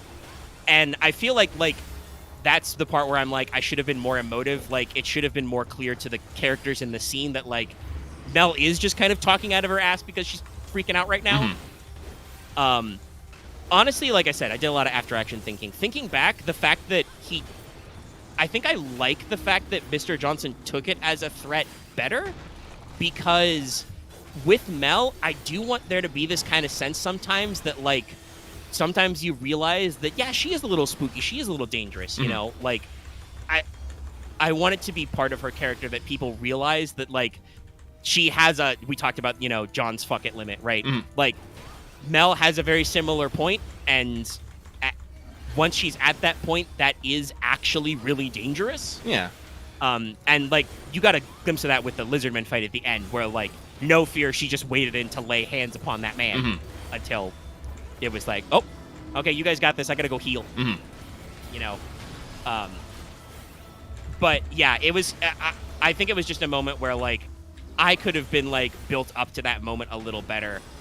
And we probably could have been a little cleaner and stuff, but the session was, you know, doing the session stuff. No, like, I was actually like wondering if, like, I maybe had done, like, the fucking, oops, I died. Like, we're exploding. Like, I like a lot of the encounters. Like, I really did enjoy the convenience store scene. Yeah, I think that was talking about how Mel was tense. I think that was the most relaxed she was all session. I suspect it was the same for the other players. Yeah. You know, like, just this quiet moment. Yeah, and, you know, looking about at the fucking riot scene, I was like, okay, I probably should have made this a lot more fucking streamlined and not take it, because I do feel... Yeah, that one definitely, like, at one point, you know, we had to talk Dallas out of firing his ghost gun. Yeah, because I think I talked about this. All those little vignette things were delaying tactics, and the more you actually delayed, the worse the damage to the facility was going to be. Yes. And so I wanted things, like, I wanted to portray situations of, like, you can take your time and everything be fine, or you can maybe do something a little more dangerous or stupid to get through quicker. And, like, the scene with the road blockage where the people helping and stuff, I thought that was, like, very good. Like, you know, we need to find another route, but there's these people that can need help and stuff. But if you try to leave, you know, they'll try to get in your grill a little bit, you know, what do you do? And, you know, so I thought, like, you know, that was actually, like, you know, like, the way that turned out, I thought it was well-paced and didn't take too long and stuff like that. You know, driving through the industrial sector in the... God damn it. I shouldn't be doing this while talking, but whatever. I'm sorry, Loth. I'm horrible. I know. This is my bad. But, like, I gotta get these thoughts out. And, you know, driving through the industrial section in the dark as you try to evade fucking, you know, crooks and stuff so you can get there. Like, that was... Like, I wanted to make that just a simple test because, you know, I knew at this point people would probably be a little afraid at it. But, no, the riot scene, like, I wanted to... Oops. The riot scene, I definitely said, like, no, I should have made that more streamlined. Because while I talk about this, I rely on a lot of improv for my things, but I do have, like, notes on, like, what kind of scenes I want in there. God damn, this fucking... There we go. Come here. Why does my provoke have to have a 30-second cooldown? I swear to God. No! I'm just watching the circles and lines, baby. I'm sorry, Loth. I'm horrible. Oh wait, he's not actually here. I need to actually apologize to him and. I mean, he might be here. He's not talking, but he might be. I think he said he closed the. He said he was gonna close the stream. He might have. That would probably be better for his upside down internet juice. But yeah, like, and it. I think it was a lot shorter than it could have been. But the moment of just telling Mr. Johnson to gun it through the like 2 fighting flying bricks, like that worked out very well. As like, well, we could delay and go around, but what if we just said fuck it, and then like. It got its dramatics, but it went by pretty fast. I think that was the main thing, was just like, I'm going the wrong way. This is something that like you talk about, like you need thinking and you need practice, right? Yeah. Is like pacing stuff out. And obviously that's not just about GMing experience, that's also about experience with systems and groups and like campaigns. You had no way of knowing like how fast we would get through stuff. Like obviously you could set difficulties for tests and like match them up to our skills, but you can't know for sure like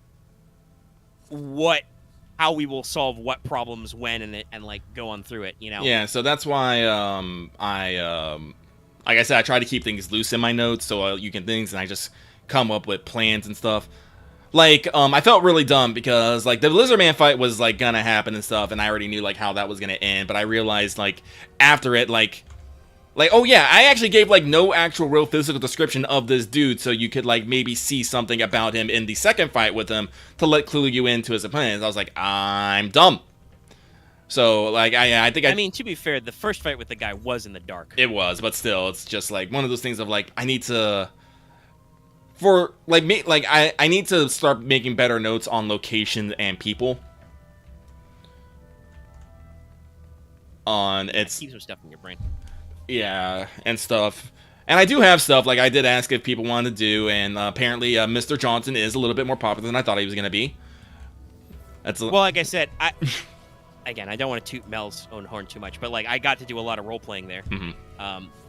And like there was definitely a lot of back and forth between Mel and him. Like I feel like a lot of the other PCs just went along with it, but like I'm not going to lie to y'all. Mel was developing a real jaded streak, and I think that's going to stick. Like, in the first session, we had that whole thing where she actually did what you're supposed to and called the cops, and they weren't any help. And then there was that you talked about the moment with like the roadblock in the cars, right?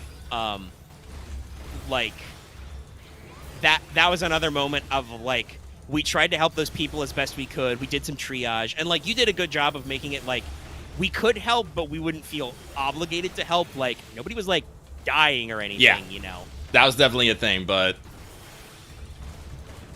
there was that moment from there where like after we were like fuck it, we gotta go, that those people were like, wait, you gotta come back, you can fix this problem for us. And like there, you know, we had this little conversation of like Belle was like, no, we can leave these people, they have insurance, they're gonna be fine. Like this is not causing damage that can't be undone, we need to go home. Where damage could be done that will be hard to undo, and was done, turns out. So like, and I think after her little confrontation with Mr. Johnson, like that was definitely, she got it in her mind that like, oh, he's just gonna be like all the other adults, he's gonna talk a big game and then not do anything. But then no, he was like directly pragmatically useful. and Mel was like, oh shit, I've completely misjudged where he was coming from. Almost like Mel doesn't understand everything. Like, no, I've definitely like already, I've doubled down a little bit on Mr. Johnson's character. Like, if Mel like goes to talk to him, he's just gonna be like, that's all. He's basically gonna be like, so what? You got superpower? Like, so what? You got superpowers? You can kill someone. You can kill someone. You can rip someone's arm off. Rip someone's arm off. Guess what? Like, you know, so can anyone with a good knife. And yeah. You know, he's that kind of guy. Yeah. So,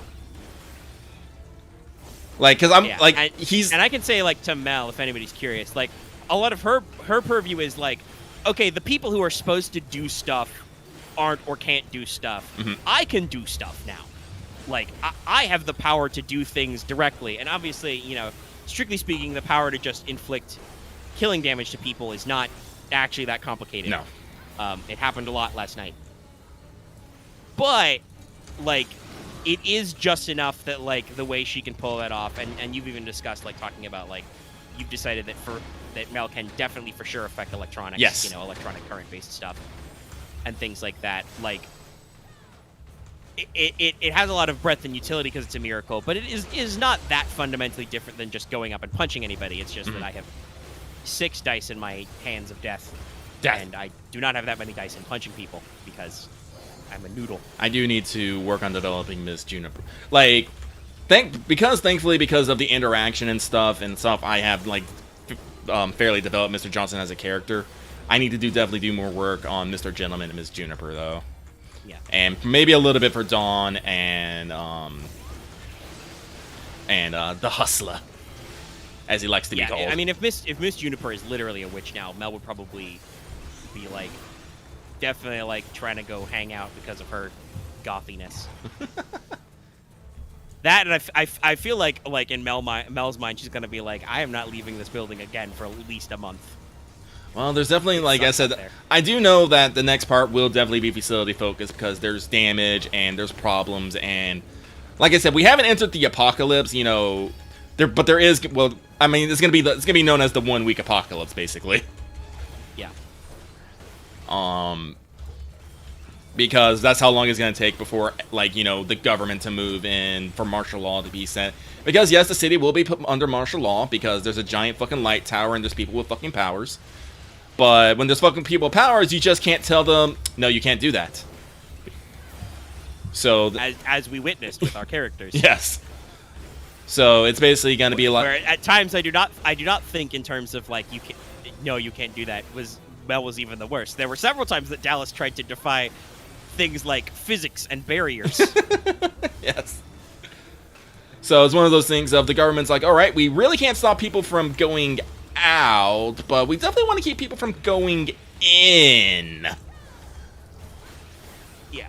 And, quarantine us. Yeah. Lock us down. But, you know, things will get back to mostly normal.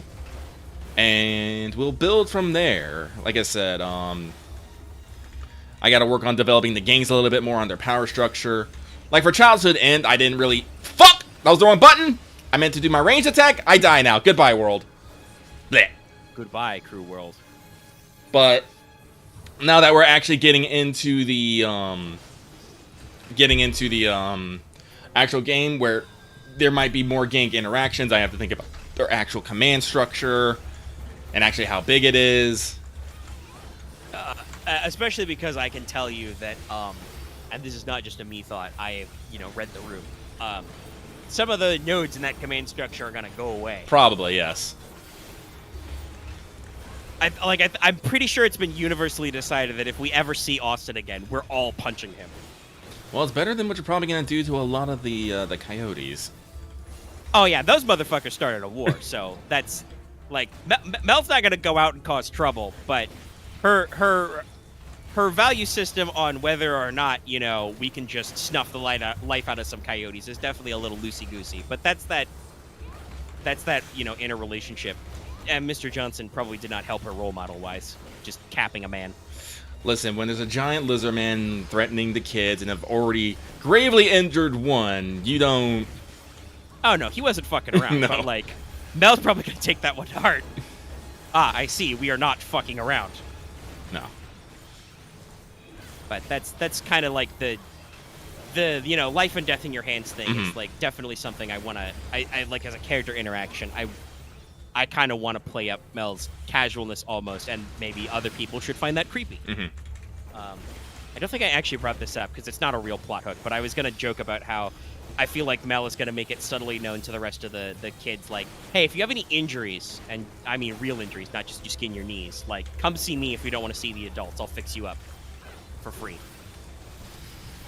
Because, maybe the systems of the adults can't be trusted, but I have magic hands. Broke your pinky? I can fix that. Gunshot wound? I can fix that. If you're still alive. But yeah, like I said, I think it was a good time. We got to some good role playing and good character beats, and I think everybody did kind of have fun at the end with the actual boss fight of just cutting loose and using our powers. I do think I might have, like, I should have probably put a little bit more juice into the big lizard, but again, I didn't want to have for the first, like, big fight, I didn't want to do something. I'd rather undershoot than overshoot in this situation. Yeah. And usually that's how you probably want to go with Wild Talents. Yeah. Like, I talk extensively at the end of the session. I think most of that's still recorded. That, like, I think Lizardman did remarkably well for a Wild Talents boss. Yes, obviously we are technically lower EXP characters, but Wild Talents can be very fucky. Yeah. The main thing is just the math of the hitboxes and the constant calculation. But yeah, there's always calculation problems. Luckily, my character stopped being in the fight in the first round, basically. He threw the body I wanted to protect at me anyway, and I was just like, okay, I'm just gonna heal. So I was frantically refreshing all the notes on combat maneuvers and stuff and the silhouettes. And yeah, that guy got a little fucked up, but it worked out. And I think we saw that, like, there was definitely risk there. Like, obviously we dobbed on him pretty good to, like, break his matches and stuff, because D1 did decide to be hot in the final moments. But like, there was still very much potential there. Like, at one point you actually hit Aaron's character, Gabe, and he was like, oh, I'd be pretty fucked up if I didn't have armor powers. Like, that would have been a bad time. So I think it worked out okay. And it's definitely, like, in general, like, if you think about it, Super's fights are always going to kind of be that way. Like, that was just a slug up. Like, he was a big tough guy, big tough strong guy. He was pretty good at, like, facing us physically. We were able to, like, do a decent amount of stuff. You know, working about sorry, I'm getting a little sleepy over here. We've been going for 2 hours. I'm a little thirsty. I need a vacuum after this. I think I've been, like, really dry and dusty lately. It is fall now. Yes. Allegedly. I know it's actually, like, mathematically it's fall. It's still pretty freaking hot over here. Though it's starting to get cooler at night, at least. But it definitely is the kind of thing where I need to run some vacuum and get some dust out. I cleaned one of my fans off the other day, and it's done that thing where, like, you realize you need to clean the fan, because after you clean it, you turn it on, you're like, oh, this sounds louder and faster now. The motors were clearly weighed down by the extra goop, the gunk. I think it's been a few months. But yeah, what I was saying was, like physical stat-wise, he was very imposing. Yes. He actually took a couple hits, you know. He could dish us out decent amounts of damage depending on who he's hitting. You certainly made us expend resources. Dallas got real concerned real fast about his depleted miracle. And, I mean, I think he has nobody else to blame but him, because he was the one who decided it's once every day. 6 shots a day, I believe. Yeah. 6 shots a day, technically, yes. But his refill day is I meant, once a day. Where he's asking you, like, is it after midnight? And you're like, yeah. And he's like, shit.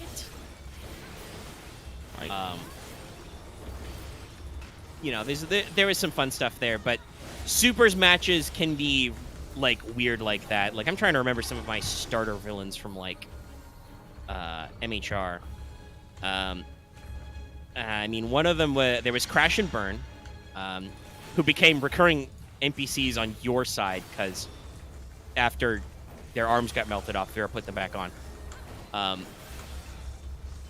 Also, I think narratively she did help out Burn, because he was basically the Fury, but Canadian.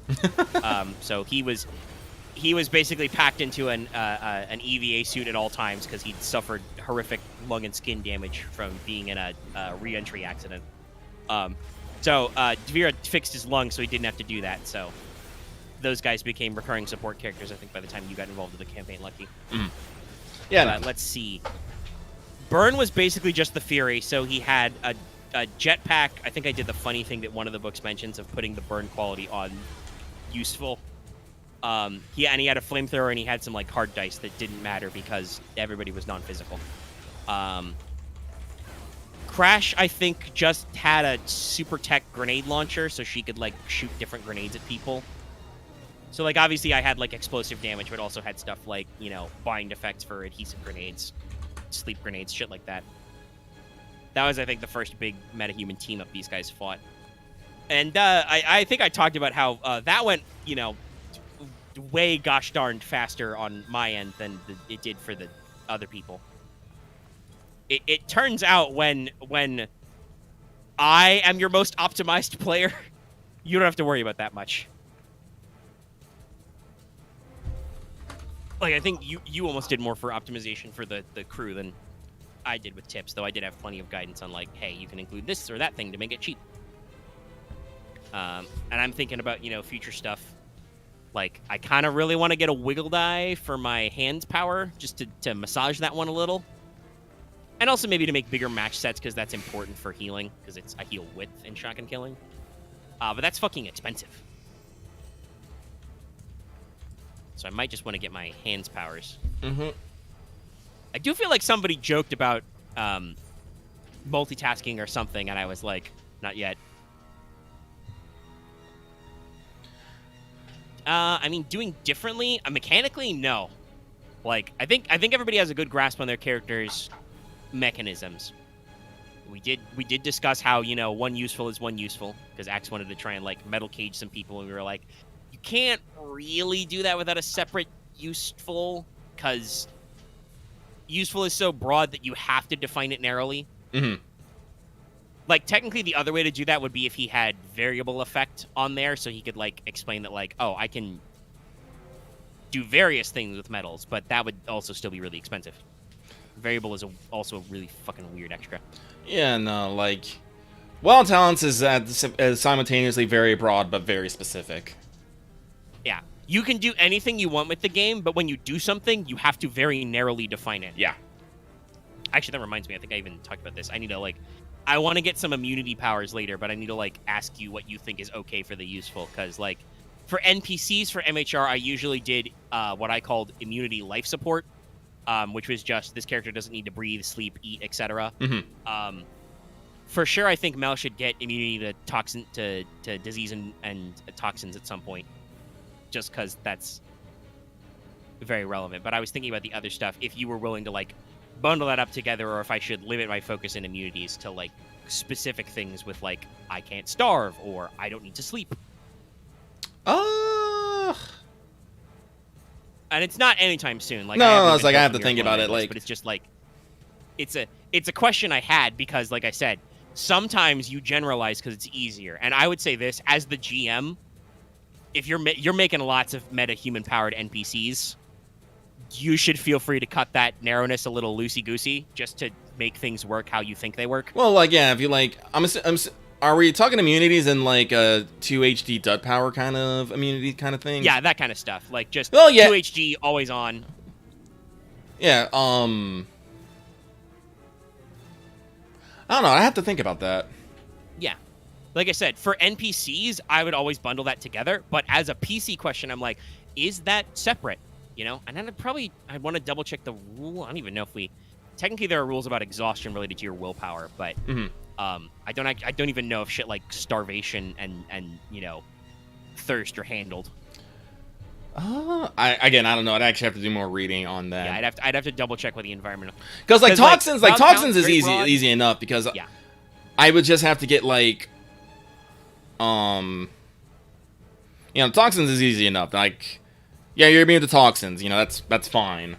But like, and technically so is, I guess, like not needing to breathe. Because asphyxiation is a rule. Because asphyxiation is a rule. But yeah, the starving and dehydration, like, I don't know. Because honestly, eating in Wild Talents is just like, it's one of those more narrative things. Like, it's one of those things that could like literally never be addressed. Like, yeah, like I said, technically sleeping comes up because I believe you can lose willpower for like exhaustion and you recover willpower when you sleep. But yeah, I might just stick it to the asphyxiation and the, toxins or disease stuff.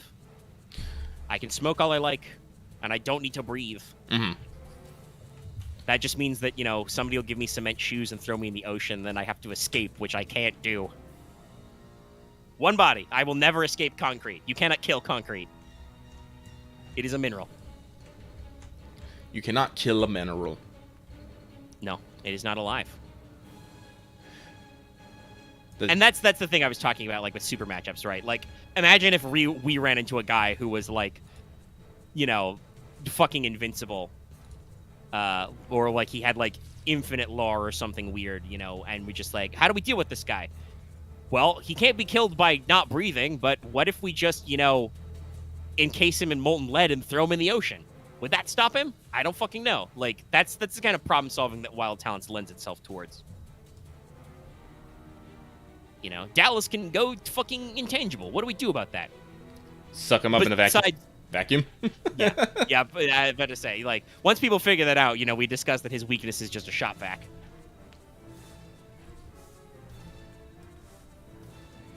Which is, you know, very, very funny. But yeah, like I said, I think all of us, you know, had fun.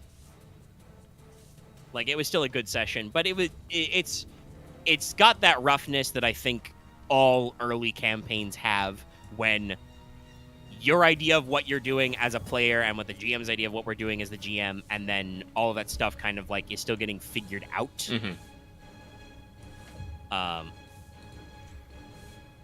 No, I'm Axe. I'm a horrible squishy meatbag. I have no defensive powers. Just the thing is I did not write my powers this way, so long as I don't immediately get knocked the fuck out, I can heal myself, but I have to heal myself correctly. That's kind of why I want the wiggle dice, because like it's not guaranteed. There are a couple of times where I rolled some dice and I was like, I healed Dawn's ankle. Luckily it does roll up, but it still was like I was really hoping for like a tens and a head heal for like, hey, you're conscious, cool, we can get out of here.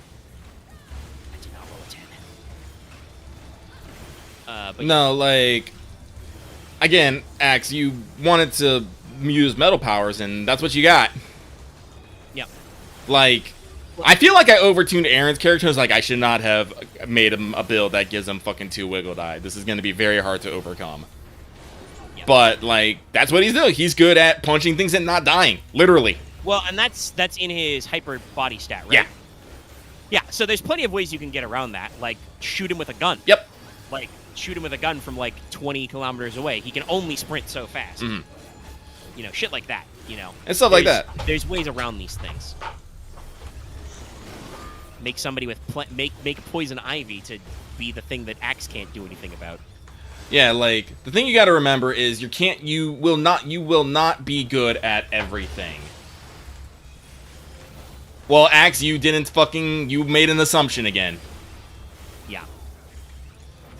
And like, if you want to get into some, like, chemistry stuff, yes, there's a lot of technically metallic elements, but functionally the things that make them metal-like are not always universal at every step.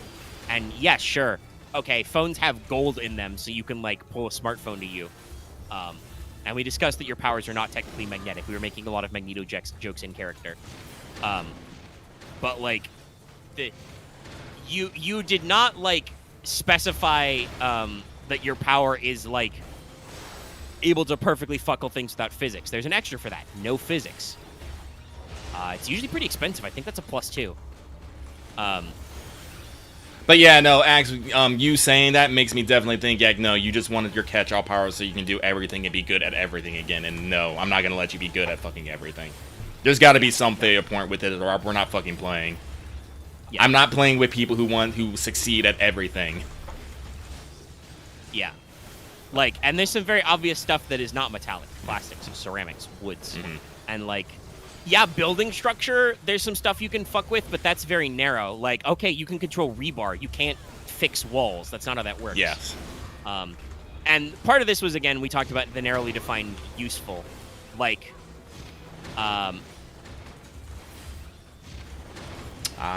so, like, at some point you were like, oh, can I help repair things with my power? No, because you don't have, that would be a separate power, basically. Like, you would need a useful, like, Mel's healing, except you would specify with, like, an if-then or something, like, it only works on non-living metallic things. But vehicles and objects do have wound boxes, so that could be a useful power, but you don't have that. Your ability is to control metal. So you can move metal and do stuff, and that's very handy, you know. Oh, yeah. There's plenty of things you can do with that, but mechanically, there's going to be things that you're not going to be able to do. Like, if you're talking about, oh, I don't have, like, a good defensive. I mean, you have a duration on your defense. That's pretty decent. Put some metal orbs in orbit, yo. Yeah, and that just, so long as you roll that power once, then whatever you roll on that is just ready to be used as gobble dice for whoever rolls against you next, you know? That it's got stuff, does things. Yeah, so you got defensive If you wanted power. to make a more constant power, you could probably try, like, you could make a separate miracle for Tolf's Iron Man mode. Metallic But substances? it's already about metallic sub. I don't... Do you understand how metals work? Like, this is the thing where I'm like, I don't know what you want now. I think he wants You to can activate. control metal mass. He wants to basically affect like the most minute amounts of metal and have that affect the entire structure. I think that's what he wants, so he can get away with doing more with less. I think that's what he wants. I mean, you can already control... Like, shifting your useful control won't do anything. You need new miracles, because what your useful miracle does is allows you to manipulate metals. You can affect metals of a certain amount of mass at a certain amount of range, and your useful is control, so you can move them. Technically, you can probably do some fine control stuff, like if you were talking about, like, say, can you open a car door? Yeah, if a car door is unlocked... Though I think technically most car door handles are plastic. Most are plastics. Hypothetically. Most cars nowadays have more plastic in them than metal. Yeah, they have a lot of polymer. But, like, hypothetically, you could pull on a door and open it if it's unlatched because you are able to control metal. And, like, you know, Lucky can decide when he wants to, like, require a certain amount of height for, like, fine control and shit. That sounds like a certain amount of difficulty. You need more dice because you want more range and mass because you've discovered the limitation of everybody with a mass and range power, which is, oh shit, I can only do like so much at certain ranges. Honestly, I think this is one of the reasons why I like telekinesis as my general useful power, because then it's just grab and touch any and everything. Yeah. And yeah, telekinesis. I am touching things at range. I can touch so much of stuff based on my number of dice and the power and go from there. And there was some very, like, one of our most powerful characters in the setting of MHR was telekinetic. That was one of Dr. M's many powers, was just she had, like, I think it was like 8d2 wiggle dice or 7d3 wiggle dice. It was bullshit. Dr. M, if you guys ever want me to fucking lay out all the fucking lore I wrote on Metahuman Renaissance chat, let me know sometime. Not now. We've already been going for 3 hours. And no, Axe, I'm not going to let you change it to telekinesis, by the way. No. And I don't know if he wants to. Like, he likes the metal stuff. He's just trying to figure out how to do more with less and what the limits are. This is what you do. And like we said, here's something. Get a fucking bag of fucking metal ball bearings. Yeah, no. If you want to just always have metal, just get a sack of ball bearings or a loose sack of bolts. I mean, because if you just fire, like, use your attack, it's like I fire a ball bearing, like that's pain, Pekko. And that explains the daze, because like that's a small, fast-moving object that's going to be very, very stunning when it bonks you. You know, just get a backpack, put a couple metal plates in there. Those can be your shields. Yeah. It's like, I know, Axe, you always have this problem of you don't have these ideas, but these things exist. And if you don't know what you want to do with something, don't do it. Yeah. Like, Well, and I would say you're talking about like Junkyard Golem. Yeah. Then you probably should have said that's exactly what you wanted, because I could literally build you a power that does that. that's literally... At our current point level, that would probably be the only thing you can do, because mechanically that thing you have described is very complex. Because you're creating a minion, but not really. Like, Oops. you would be creating a thing, and you would have a, like, summon Junk Golem power, and then that would just have a shitload of attached miracles to be like, here's its body score, here's, you know, its armor score, etc. Like, that's doable. There is straight up rules for vehicles as... Powers? Miracles. Yeah, I as mean... powers. Yeah, no, that's how I built... That's fucking finicky. Yeah, I'm still working on the interstellar ship that I designed, but it's going places. Yeah, it's complex. I mean, if you want to just make a statue out of metal, that's probably fine. I mean, that's useful control. Yeah, I think that's like, you know, the generic manipulation. Like you can bend it. You can bend it. You can like stretch it. Well, probably stretch it a little bit, but like as much as metal is elastic anyway. Yeah. But you won't be able to just summon metal out of nowhere, and you know you can't like, you know, make metal out of you can't make metal do anything that metal already can't do. Yeah. Like you can't melt. I'm pretty sure Lucky is being pretty clear here that like you can't do that, the dumb thing that Magneto does sometimes, and like pull the iron out of people's blood. Like you. That's way too microscopic and not how. Yes, hemoglobin is iron molecules, but it does not. It's a protein. It doesn't behave like metals. I mean, now if your entire power was just you had control over specifically the element known as iron, Fe, then we could have a different conversation. But that's a terribly different and specific power. Pull the firing pins out of guns? Lucky should call that make that a called shot and like a min difficulty or something. Oh yeah, like those are secure. Those are in there. Like you say if you want to catch bullet pins, like yeah you can, but that's something that's very precise, very small, and you know stuff like that. So technically, yeah. Purely mechanically, that would be you would need to roll better than a gun. In terms of a defense power to just be like, I catch all the bullets thrown at me. That's possible. That would mean you need to be aware that bullets are going to be shot at you ahead of time and where they're coming from and shit. So you would need a higher sense, and I would say you would have to have a higher height or width, either or, than the gun firing at you, because either you see it coming and are able to react in time, or you basically just brute force your power and catch the bullets. But the mechanical way, I think he wants both, because he needs to have a higher height to break the set, and he needs to go faster. Yeah. Oh yeah. So you say yes. Technically, you can do it, but because like if you roll 3 4s to defend, you successfully establish a defense. But I think that like 2 9s might still be. I need to reread all the way gobble dice and penalty dice work, but your best bet is to roll both wider and higher than the thing you're trying to beat. That for sure means you win. If you don't do both of those two things, then it gets weirder. Because like sometimes just speed is enough, but sometimes just height is enough. Yeah, pulling guns. That actually is guns are very metal.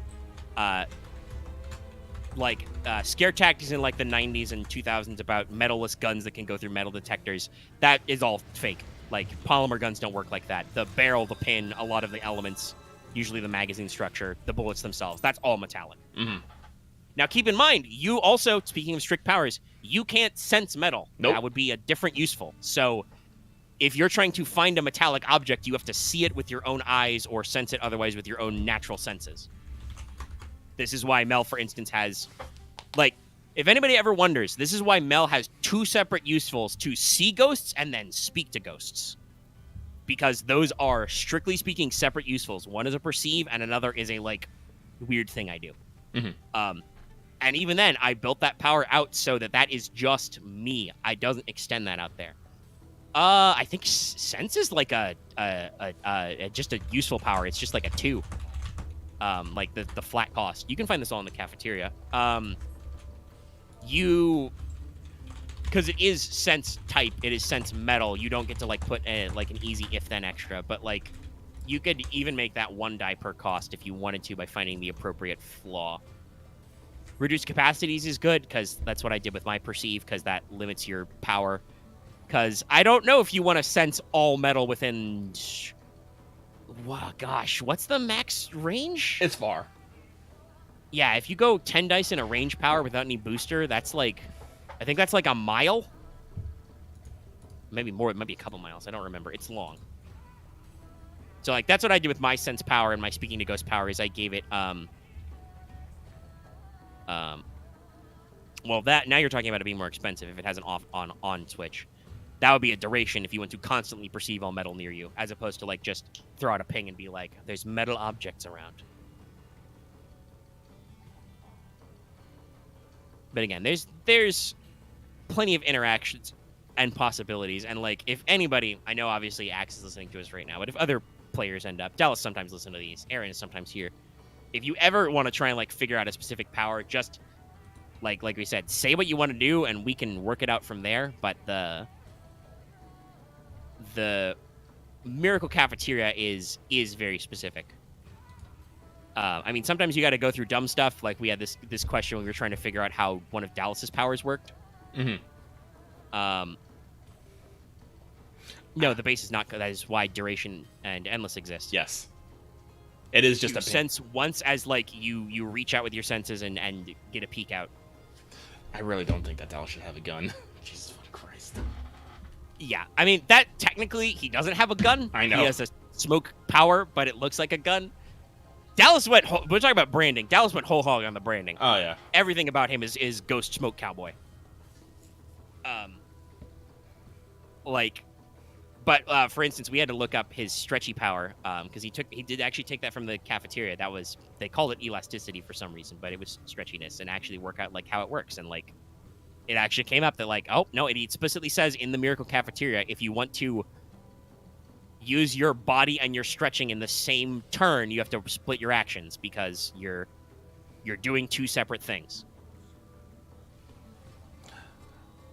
Yeah. Ugh. But like I said, like I'm not done. Like I said, I do want to say I think I was I wasn't necessarily disappointing you guys, but I felt like I think I was disappointed in myself because I felt like I could do better. But I'm not done with the Grand Voyager game. I just gotta. I have a bunch of ideas that I still want to do, characters that I want to make. See, this is the fun thing about being the GM is I can make as many fucking characters I want and throw them wherever. I'm just like. Yeah, so prepare for a ridiculous amount of monster girls. You cannot escape this. Yeah. And other things. Watch out for talking animals. Those will totally be in there. That's one of those things that I always feel like is weird in a lot of super settings. Like it's only always the humans that are supers. Why can't the animals be super?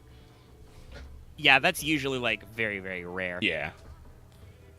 Or like very rare, or it's like a very super specific circumstance. Like, you guys might run into fucking packs of awakened dogs who are like, hey, this is our territory, get out. Fuck you, bark.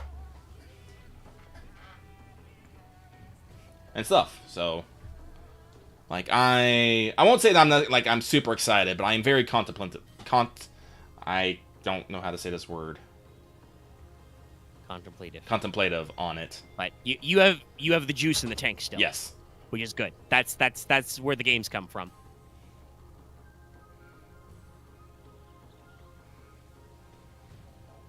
But as I am now out of water and very dry, we've been going for like 3 hours. You're just standing on a dock. We can probably wrap up. Yeah, no, I'm getting hungry. Okay. I need food. He's hangry, everybody. I am a little hangry. Okay. Well, we'll scooch on out of here. Some people faded out a little bit with some of our tabletop talk, but you know. We'll catch them later. So, if you like this video, be sure to give it a like on YouTube. Have any comments, leave in the comment section down below. You can also hit up our Discord. Link is in the video description, as always. People are discovering how to use threads and stuff. So it's fun. Check that out. How many Lucky Bucks do I want to give Robin a week for doing kind codes? That's on you. You've got the spreadsheet. I know. I'm debating. Wait. I was able to negotiate no back pay because I would then start citing taxes at him. Yeah. Let's see here. Where was it? I'll give him a solid 50 Lucky Bucks a week. Nice.